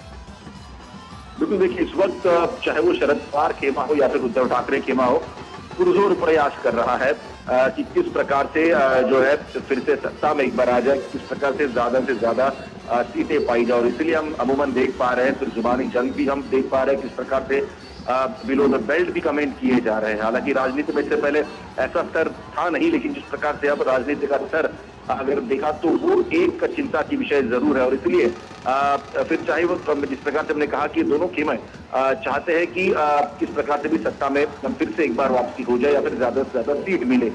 कारण इसके पीछे का ये भी है क्योंकि 2019 में हमने जिस प्रकार से देखा था कि पर्दे के पीछे कुछ और चीजें चल रही थी और जिस प्रकार से जो है शरद पवार खेमा हो या फिर उद्धव ठाकरे खेमा हो, कांग्रेस के साथ मिलकर उन्हें सत्ता स्थापित कर ली थी। तो ऐसे में इस बार भी हालांकि ये प्रयास जरूर रहेगा दोनों पार्टियों का कि किस प्रकार से जो है डिस्क्रेडिट किया जाए। एक बात विनोद जी जो आपने सवाल पूछा था कि क्या किस प्रकार से इस वक्त अगर देखा जाए तो एक नाथ शिंदे का कद महाराष्ट्र में, किस प्रकार से अजित पवार का कद महाराष्ट्र में, उसका एक उदाहरण देना चाहूंगा इसके पीछे में कि प्रधानमंत्री की बात करें तो उनका रुख काफी स्पष्ट है और वो हमेशा कहते हैं कि जो परफॉर्मेंस करता है उनको उनका ज्यादा लक्ष्य होता है और ऐसे लोग जो है उनके साथ अमूमन हम देख पाते हैं कि ज्यादा होते हैं। खास तौर पर अगर हम एक नाथ शिंदे की बात करें, एक नाथ शिंदे की महाराष्ट्र में इमेज है कार्यकर्ता की, एक ऐसे कार्यकर्ता जिसने कई साल शिवसेना में काम किया है, थाने से आते हैं शिंदे लेकिन उसके बावजूद देखा जाए तो कई मंत्री, हालांकि वो भी स्वयं कैबिनेट मंत्री थे महाराष्ट्र की सरकार में 2014 से 2019 के बीच में अगर देखा जाए, और उसके बाद भी अगर देखा जाए जब सत्ता परिवर्तन हुआ उस वक्त भी एकनाथ शिंदे जो है मंत्री थे। तो ऐसे में इनको काम का किस प्रकार से काम किया जाता है पता है। और एक बात, महाराष्ट्र में जिस चर्चा हो रही है इंफ्रास्ट्रक्चर डेवलपमेंट, हालांकि उसमें अगर सबसे अग्रणी नाम अगर लेकर दिया जाए इस वक्त तो है समृद्धि महामार्ग, जो कि नागपुर से मुंबई जोड़ा जाता है। हालांकि समृद्धि महामार्ग को पूरा करने के लिए देवेंद्र फडणवीस ने अगर देखा जाए तो पुरजोर कोशिश की थी, लेकिन उनके पीछे भी कोई खड़े थे, कोई मंत्री, और जो मंत्रालय खड़ा था तो वो था एकनाथ शिंदे का मंत्रालय। तो ऐसे में ये बात प्रधानमंत्री काफी अच्छी तरीके से जानता है कि किस प्रकार से एकनाथ शिंदे, क्योंकि अभी मुख्यमंत्री बने हैं लेकिन एक कार्यकर्ता के रूप में वो किस प्रकार से कार्य करते हैं। और इसीलिए जब शिशिर मेरा सवाल भी यही विनोद जी से था कि जिन सीटों पर भाजपा ने अपने सहयोगी पार्टी को, चाहे वो एकनाथ शिंदे की पार्टी हो या फिर अजित पवार की पार्टी को, अपने सहयोगियों को जिन सीटों से मैदान में उतारा है, कहा यह जा रहा है, राजनीतिक विश्लेषक ये कह रहे हैं कि एक सहानुभूति के जो वोट है वो विपक्षी पार्टी को मिलता हुआ नजर आ रहा है, क्योंकि वो लोग कह रहे हैं कि बीजेपी का इसमें ज्यादा रोल नहीं है, लेकिन इन लोगों ने इस टूट में हिस्सा लिया इसलिए हम इसको वोट नहीं देंगे। क्या ये बातें सच है? कितना दम है इन बातों में? बिल्कुल, मैं इसी बात पे आ रहा था। दरअसल ये प्रयास है कि परसेप्शन क्रिएट करने की कोशिश की जा रही है, या फिर हम ये कह सकते हैं कि सवाल भी उठाने की कोशिश की जा रही है। लेकिन उसको इस वक्त लोग बीजेपी के साथ है, वो लोग कौन है वो भी देखना काफी जरूरी है। उन्होंने इसके पहले क्या कार्य किया है वो भी देखना जरूरी है। सहानुभूति अब जो अगर देखा जाए तो अपने स्तर पर है, लेकिन at the end of the day लोगों को रिजल्ट जो है वो चाहिए होता है। रिजल्ट ओरिएंटेड काम क्या इन दोनों नेताओं ने किए, तो जाहिर सी बात है अगर पिछला उनका कार्य का अगर हम देखें जिस प्रकार से कार्य किए तो उसमें रिजल्ट दिखता है। तो ये सबसे प्रमुख पहली बात है। दूसरी बात, लोग और साथ साथ जो पार्टी के कार्यकर्ता इसके साथ है, अगर वो भी अगर देखा जाए तो उस पैमाने पर इस वक्त अगर देखा जाए तो ज्यादा से ज्यादा लोग जो है एकनाथ शिंदे के साथ है, ज्यादा से ज्यादा लोग अजित पवार के साथ है। अच्छा, उसके पीछे का कारण भी अगर देखें वो लोग क्यों उनके साथ है, तो जैसे मैंने पहले कहा कि कार्य जिस प्रकार से किया जाता है पार्टी में, जो उनका कद है, जब एकनाथ शिंदे शिवसेना में थे जाहिर सी बात है एक कैबिनेट मंत्री का उनका दर्जा था, लेकिन उसके बावजूद हम देख पा रहे थे कि कई लोग उनसे मिलने आ रहे थे, जो खुद जो कैबिनेट मंत्री थे वो भी उनसे मिलने आ रहे थे कामों से। वही लहजा अगर देखा जाए अजित पवार का भी है, उनका भी काम करने का तरीका अमूमन उस तरह से अगर देखा जाए तो सेम ही है। तो ये दोनों की जो मान सकती है तो उसके पीछे कारण है। आपके दोनों लोग इस वक्त अगर देखा जाए बीजेपी के साथ जुड़े हैं, तो इसका असर क्या होगा ये धरातल पर अगर देखा जाए तो जनता तो तय करेगी, लेकिन हमने अगर इसके पीछे पूरी अगर देख ली तो इसका उत्तर जो है वो काफी सहज होगा देने के लिए, लेकिन फिर भी इसका जवाब जो है जनता 4 तारीख को दे ही देगी। ये प्रमुख मुद्दा उसमें रहा है। दूसरी और एक बात इसमें ये भी है कि इस बार अगर देखा जाए तो आपने सही कहा कि आने वाले समय विधानसभा के चुनाव होने जा रहे हैं, लेकिन विधानसभा चुनाव से पहले लोकसभा चुनाव में अगर इस प्रकार की ताकत प्रधानमंत्री लगाते हैं, न ही सिर्फ भाजपा के प्रत्याशियों के लिए बल्कि एकनाथ शिंदे के प्रत्याशियों के लिए भी, और साथ ही साथ अजित पवार के लिए भी, जिस प्रकार से पूना में सभा होती है, जिस प्रकार से मराठवाड़ा में सभा होती है, जिस प्रकार से आज हमने देखा कल्याण में सभा हुई थी, तो ऐसे में ये काफी सीधा और सटीक प्रयास है भाजपा का ये कहने के लिए कि जो लोग हमारे साथ है उनके लिए प्रधानमंत्री जो है इस वक्त रास्ते पर उतरा है, सपोर्ट उनको पुरजोर किया जाएगा और उनको सशक्त बनाने का भी प्रयास किया जाएगा। क्योंकि ये भी सवाल उठाए जा रहे थे कि बीजेपी के साथ जो छोटी मोटी पार्टी आती है, जो राजनीतिक पार्टी आती है, खासतौर पर रीजनल पार्टीज आती है, उनका अस्तित्व क्या होता है, ये भी सवाल जो है विपक्ष द्वारा उठाए गए थे। तो हालांकि ऐसे में अगर देखा जाए तो जो सीटें चुन के आने वाली है वो एकनाथ शिंदे की पार्टी से जो है जीत के आने वाली है। महाराष्ट्र में ये भी कहा जा रहा था कि एकनाथ शिंदे जो है तकरीबन उनसे 8 या 9 या 10 सीटें मिलेंगी, लेकिन इस वक्त हम देख पा रहे हैं कि एकनाथ शिंदे जो है 15 सीटें जो है उसके आसपास वो लग रहे हैं महाराष्ट्र में। तो ऐसे में सीटों का अगर आंकड़ा देखें तो वो भी जो है दिया गया है। तो ऐसे में जो ये प्रयास करने का कोशिश की जा रही थी कि जो है रीजनल पार्टीज को जो है यहाँ पर बीजेपी खत्म करना चाहती है, तो उसका उत्तर जो है स्वयं बीजेपी ने दिया है। जिस प्रकार से सीटों का बंटवारा हुआ है, लोग ये कहते हैं कि छोटी रीजनल पार्टीज है उनके जो प्रत्याशी है उनको गिराने का प्रयास बीजेपी करती है। तो ऐसे में स्वयं प्रधानमंत्री इस वक्त जो है मैदान में है और जो उनके साथ अलाइड पार्टनर्स हैं उनके प्रत्याशियों के लिए भी जो है चुनावी सभा कर रहे हैं। तो इन सभी मुद्दों को टैकल जो है बीजेपी से इस प्रकार से किया जाए। जो मुद्दे विपक्ष द्वारा उठाए जा रहे हैं, जैसे मैंने कहा ये कुछ मुद्दे थे जो कि सामने आ रहे थे, विपक्ष बार बार उसको उठा रहा था, तो उसका प्रयास भी जो है प्रधानमंत्री के द्वारा, हालांकि इस प्रकार के जो रैलीज है, जो कार्य वो किए जो कर रहे हैं, उससे सामने आ रहा है। अब आगे वाले समय में अगर देखा जाए तो किस प्रकार से विधानसभा चुनाव का गणित होगा, काफी जटिल इस वक्त अगर स्थिति महाराष्ट्र में है, और खासतौर पर 2019 की बात हो चुकी है, क्योंकि जिस प्रकार से 2 फाड़ हुए हैं, फिर चाहे वो एनसीपी हो या फिर हम बात करें शिवसेना की हो, तो ऐसे में कयास लगाना वैसे तो काफी मुश्किल है कि किस प्रकार से चुनावी गणित यहाँ पर बैठते हैं। लेकिन जहां तक बात करें कि कौन सी राह पर कौन सी पार्टी चल रही है, और अगर उसको अगर दिखा तो आने वाले समय में किस प्रकार से जो विजय संपादित कर पाएगी, ये भी अनुमान लगाना काफी कठिन नहीं होगा। शिशिर, बहुत ही महत्वपूर्ण बात आप कह रहे हैं, और जैसा कि हमने कहा भी कि जो सत्तारूढ़ महायुति गठबंधन है, 48 में से 45 सीटें जीतने का लक्ष्य रखा है, और इन 45 सीटों का जीतने का जो लक्ष्य रखा है, इसके लिए प्रधानमंत्री खुद चुनावी मैदान में उतरे हुए हैं, और तमाम उनके साथ जो एनसीपी की बात हो या फिर शिवसेना की बात हो, तमाम लोग उनके साथ हैं, ताकि जो एक सपना है प्रधानमंत्री का कि 400 पार हम जाएंगे, एनडीए 400 पार, उसके लिए महाराष्ट्र भी एक बहुत ही महत्वपूर्ण राज्य है उत्तर प्रदेश और बिहार के साथ साथ। ऐसे में हमारे साथ नीरज सिंह भी लगातार बने हुए। नीरज, आप इन चर्चाओं को सुन रहे हैं, आप अगर इसमें कुछ ऐड ऑन करना चाहें। नीरज, आप हमारे साथ बने हुए हैं? आवाज आ रही है आपको? जी, बताएं। मैं वही कह रहा हूँ कि विनोद जी जिस आर्थिक नगरी की बात कर रहे थे और जिस तरह के डेवलपमेंट की बात जो हमारे संवाददाता शिशिर हैं वो कर रहे हैं, मैं आपको बता दूं कि महाराष्ट्र सरकार ने आने वाले 5 सालों में 1 ट्रिलियन इकोनॉमी का लक्ष्य रखा है, और ये लक्ष्य बताता है कि जब आप देखें कि हम 5 ट्रिलियन इकोनॉमी की जब बात प्रधानमंत्री करते हैं कि किस तरीके से आने वाले समय में भारत को $5 ट्रिलियन की अर्थव्यवस्था बनाना है, और उसमें से $1 ट्रिलियन की अर्थव्यवस्था का जिक्र महाराष्ट्र सरकार करती है कि आने वाले 5 सालों में करेंगे। और आप देखें कि उसके लिए जो बड़े पैमाने पर जो प्रोजेक्ट के जो प्रस्ताव हैं वो भी सामने आए हैं, जिसमें ट्रांसपोर्ट और इंफ्रास्ट्रक्चर की तमाम परियोजना है उसको पूरा किया जाना बाकी है। आप देखें कि जिस तेजी के साथ महाराष्ट्र विकास के राह पर आगे चल रहा है, उसका जो फायदा है वो आने वाले समय में जो महाराष्ट्र के लोग हैं या देश के अलग अलग हिस्से से महाराष्ट्र में जो लोग काम कर रहे हैं उनको आने वाले समय में मिलेगा। और यही कारण है कि जो डबल इंजन की जो बात लगातार प्रधानमंत्री करते हैं कि अगर 2 राज्य सरकार और केंद्र सरकार मिलकर अगर लगातार काम करेंगे तो उसका सबसे ज्यादा जो लाभ है वो आम लोगों तक ही पहुंचेगा।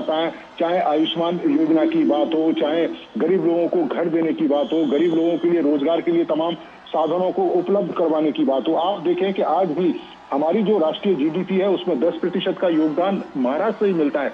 सबसे ज्यादा जो राजस्व है वो जनरेट करता है महाराष्ट्र। तो ये बताता है कि महाराष्ट्र के अंदर कितनी क्षमताएं हैं, और इस क्षमताओं को अगर इसी तेजी के साथ काम में ढाला गया तो इसका लाभ न केवल महाराष्ट्र के लोगों को मिलेगा बल्कि पूरे देश को उसका लाभ मिलेगा, क्योंकि देश के तमाम हिस्सों से अलग अलग जो लोग हैं वो महाराष्ट्र के अंदर रहते हैं। तो यही कारण है कि इस अर्थ नगरी को, जिसे माया नगरी भी कहते हैं, अर्थ नगरी भी कहते हैं, विकास के पथ पर तेजी से आगे ले जाने की जरूरत है। और पिछले कुछ समय में जिस तरह की रुकावटें आई, जिस तरह की अड़चनें आई, चाहे महाराष्ट्र की राजनीति एक अलग दिशा में चली, केंद्र और राज्य सरकार में जो टकराव है वो भी देखने को मिला, लेकिन अब वो टकराव देखने को नहीं मिल रहा है। वो विकास की योजनाएं तेजी के साथ आगे बढ़ रही हैं, उसका जो लाभ है वो महाराष्ट्र के लोगों को मिल भी रहा है, और वो जो लाभ महाराष्ट्र के लोगों को मिल रहा है वो इस समय प्रधानमंत्री के साथ सड़कों पर आपको दिखाई भी दे रहे हैं। क्योंकि ये आप समझें कि ये एक ऐसी नगरी है जो 24 घंटे चलती है। यहाँ पर लोगों के लिए 5 मिनट का समय नहीं होता किसी दूसरे को देने के लिए। ये इस तरह की नगरी है, लेकिन उसके बावजूद भी कई घंटों से यहाँ लोग इंतजार कर रहे हैं प्रधानमंत्री का।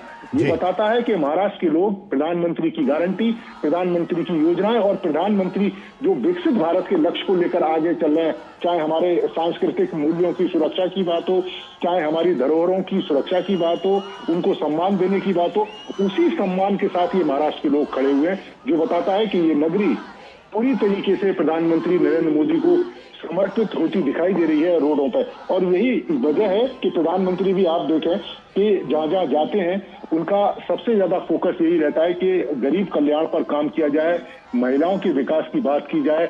आप पूरी कैंपेन को देखें कि प्रधानमंत्री ने जिस तरीके से तमाम योजनाओं का जिक्र किया, सचिन भी बता रहा था कि बिलो द बेल्ट जाकर एक दूसरे के ऊपर जो आरोप है वो लगाए जा रहे हैं। और मुझे लगता है कि राजनीति में जो लोग वोट डालने के लिए मतदान केंद्रों पर जाते हैं अश्विन, वो सिर्फ यही चाहते हैं कि उनके भले के लिए काम हो, उनके विकास के लिए काम हो, उनके जिले के लिए काम हो, उनके राज्य के लिए काम हो। वो इस तरह के जो भाषणबाजी है या ये कहें कि इस तरह के आरोप प्रत्यारोप को सुनना नहीं पसंद करते। यही कारण है कि प्रधानमंत्री विकास के मार्ग को जिस तरीके से आगे लेके जाना चाहते हैं वही लोग दिखाई भी दे रहे हैं, क्योंकि वो भी लोग चाहते हैं कि अगर उनके घरों में सुख शांति रहेगी, उसके जिले में सुख शांति रहेगी, राज्य में सुख शांति रहेगी, तो उसका लाभ उसके परिवार को भी मिलेगा, राज्य को भी मिलेगा, जिले को भी मिलेगा। और विकास के जिन लक्ष्यों को लेकर पार्टी आगे चल रही है, विकास के जिन लक्ष्यों को आम आदमी चाहता है, वो लक्ष्य भी पूरे होंगे। और यही कारण है कि प्रधानमंत्री लगातार विकसित भारत की बात करते हैं। बिल्कुल नीरज, आपने बिल्कुल सही कहा। और बीते 10 वर्षों में भारतीय राजनीति की जो दिशा और दशा बदली है, जिसमें कि केंद्र बिंदु में विकास को लाकर रख दिया गया है। ये 10 साल पहले की स्थितियां नहीं हुआ करती थी, कुछ और ही मुद्दे हुआ करते थे। लेकिन बीते 10 वर्षों में प्रधानमंत्री नरेंद्र मोदी ने, उनके विजन ने विकास को, डेवलपमेंट को राजनीति के केंद्र में लाकर रख दिया। और अब इसी विकास के बूते अब तमाम जो पार्टियां हैं, विरोधी पार्टियां हैं, उनके सामने अब ये समस्या है कि अब देखिए, अब मैं राज्यों की बात करूं तो देखिए, आप राज्य में जो डेवलपमेंट के जो इंडेक्स हैं, आपने उसमें कितना आगे बढ़ा। तो एक कॉम्पिटिटिव इंडेक्स की बात आई, कॉम्पिटिटिवनेस की बात आई तमाम राज्यों के बीच में। तमाम चुनाव में भी हमने देखा, चाहे वो यूपी के हो, बिहार के हो, किसी भी राज्य के हो, विकास एक बहुत ही महत्वपूर्ण मुद्दा इस केंद्र बिंदु में रहा। ये एक बहुत अच्छी पहल और एक अच्छी शुरुआत हुई भारतीय राजनीति में। लेकिन विनोद जी, एक और मसला और पॉलिटिकल चर्चा को आगे आपसे बढ़ाएं तो हम जानते हैं कि महाराष्ट्र में मराठा जो एक समुदाय है, काफ़ी मुखर है, काफ़ी प्रखर रहा है चुनाव में, चाहे वो लोकसभा की बात हो या फिर विधानसभा चुनाव की बात हो। 28% जो मराठा वोट बैंक है वो महाराष्ट्र में है। और बीते कुछ समय से हम देख रहे हैं कि मराठाओं के आरक्षण को लेकर बहुत सारी चर्चाएं हुई, बहुत सारी बातें हुई, बहुत सारी चीज़ें महाराष्ट्र में घटित हुई। आपसे हम जानना चाहेंगे कि इस बार के लोकसभा चुनाव में महाराष्ट्र में मराठा आरक्षण कितना बड़ा मुद्दा है और इस पर जो महायुति की जो सरकार, जो गठबंधन है, उसका क्या स्टैंड है? मैं इसी बात को आगे बढ़ाते हुए थोड़ा सा जो नीरज ने भी बताया है उसमें कुछ वैल्यू एडिशन करता हूँ। बढ़िया नीरज टॉपिक को इनपुट आपको दे रहे थे जी। सबसे पहले तो ये देखिए कि मैं तो अभिभूत हूँ कि मुंबई जैसे महानगर में और इस तरह की जो रोड शो तो मैंने अपनी जिंदगी में कभी नहीं देखी थी। इतनी भीड़ और इतने सारे लोगों में, उन लोगों में उल्लास और वो उत्सुकता, जो प्राइम मिनिस्टर का एक एक अभिवादन लेने और देने के लिए किस तरह से आकुल है। अपने अपने हाथों में मोबाइल फोन लिए एक एक पल को अपने उस तस्वीर को उतार लेने और उसको साक्षी बनने के तैयार इस लाखों की भीड़ को जब आप देखते हैं तो आपको लगता है कि प्राइम मिनिस्टर मोदी ने इस 10 साल में यही कमाया है। आज अगर आप देखते हैं इस रोड शो के जरिए, तब हमको ये एहसास होता है कि प्राइम मिनिस्टर मोदी चाहे उत्तर हो, दक्षिण हो, पूरब हो, पश्चिम हो, अगर वो जननायक हैं तो सच में इस देश के लोगों के, लाखों करोड़ों लोगों के वो दिल के सबसे पॉपुलर लीडर, सबसे लोकप्रिय लीडर है और इसलिए वो जननायक है। ये रोड शो ही उनको एक जननायक का वो एक खिताब देता है। जब आप वो हाथ लहराते हुए हजारों लाखों की भीड़ को आप देखते हुए कि प्राइम मिनिस्टर के काफिले को किस तरह से स्वागत करते हुए आगे बढ़ते हुए प्राइम मिनिस्टर का वो काफिला और हाथ लहराते हुए मोबाइल फोन को सब ऑन किए हुए और एक एक तस्वीर को अपने साझा करते हुए अपने तस्वीर को यादगार बनाने के लिए लोग किस तरह से आकुल है, तो आप कह सकते हैं कि उसमें एक चीज याद चर्चा में हमें करना जरूरी है कि आप देवेंद्र फडणवीस को भी देख रहे हैं। मुंबई में पिछले दशकों में, शायद इसको बेहतर बताएंगे, देवेंद्र फडणवीस ऐसे चीफ मिनिस्टर हुए हैं जिन्होंने 5 साल का टेन्योर पूरा किया है जी। मुंबई में आज तक ये कभी होता नहीं रहा है। मुंबई में चाहे कांग्रेस की सरकार हो, ये एनसीपी के साथ में मिला जुला के सरकार बनती थी, शरद पवार कभी भी वहां पे अपनी पार्टी की सरकार नहीं बना पाए हैं। हर समय में उनके साथ में एक मिली जुली ही का ये कॉम्बिनेशन हुआ करता था। तो वो सारी चीजें जब आप देखते हैं और इस समय में देवेंद्र फडणवीस के साथ में एकनाथ शिंदे हैं, तो आप कह सकते हैं कि इस दौर का मुंबई में एक दोनों और खासकर अजीत पवार को भी लेने तो ये पब्लिक के सबसे बड़े चेहरे हैं। और वो जब इतना बड़ा फेस आपके सामने में होता है तब आप कह सकते हैं कि जो सेनापति है इस पूरे महाभारत के, उस ये सत्ता के संग्राम का, तो उसके पीछे में वो सेनापति के साथ में वो बड़े योद्धा भी हैं जो महाराष्ट्र में उनकी अपनी भूमिका है। जहां तक आपने मराठा आंदोलन और मराठा की बात की, तो मैं आपके सामने में जस्ट एक एग्जाम्पल दूंगा कि ये बारामती का चुनाव आपने पिछले फेज में देखा होगा। जिस बारामती चुनाव को लेकर बारामती का पूरा इलाका जो मराठा का एक बेल्ट और मजबूत बेल्ट कहा जाता है, जिसके शरद पवार एक अघोषित लीडर माने जाते हैं, वो पूरे के पूरे अपने बेटी को जिताने के लिए और बेटी के राजनीति को सर्वाइव में पहुंचाने के लिए उनका पूरा जोर इस पे लगा हुआ था। और उसी को चैलेंज करते हुए कि मराठा का लीडर आज कौन है, तो अजीत पवार और शरद पवार में ये संग्राम मचा हुआ था। संग्राम अजीत पवार ने अपने पत्नी को वहां पे, ये मुझे याद नहीं है उनका नाम, और अजीत पवार की वाइफ जो है वो वहां से खड़ी हुई थी। तो ये ननद भाभी का वो जो संग्राम था, वो एक तरह से मराठा लीडर के रूप में भी एक तरह से ये सामने में आई थी कि मराठा लीडर कौन है। जी, हमारे पास समय की कमी है। बहुत बहुत शुक्रिया विनोद जी हमारे साथ जुड़ने के लिए, और साथ ही साथ हमारे सहयोगी, दोनों सहयोगी नीरज सिंह और शिशिर सलार, आपका भी इन तमाम ताज़ा अपडेट्स को ग्राउंड जीरो से हम तक पहुंचाने के लिए बहुत बहुत शुक्रिया। तो जनादेश के आज के इस अंक में बस इतना ही। मुझे और हमारी पूरी टीम को दीजिए अनुमति। नमस्कार।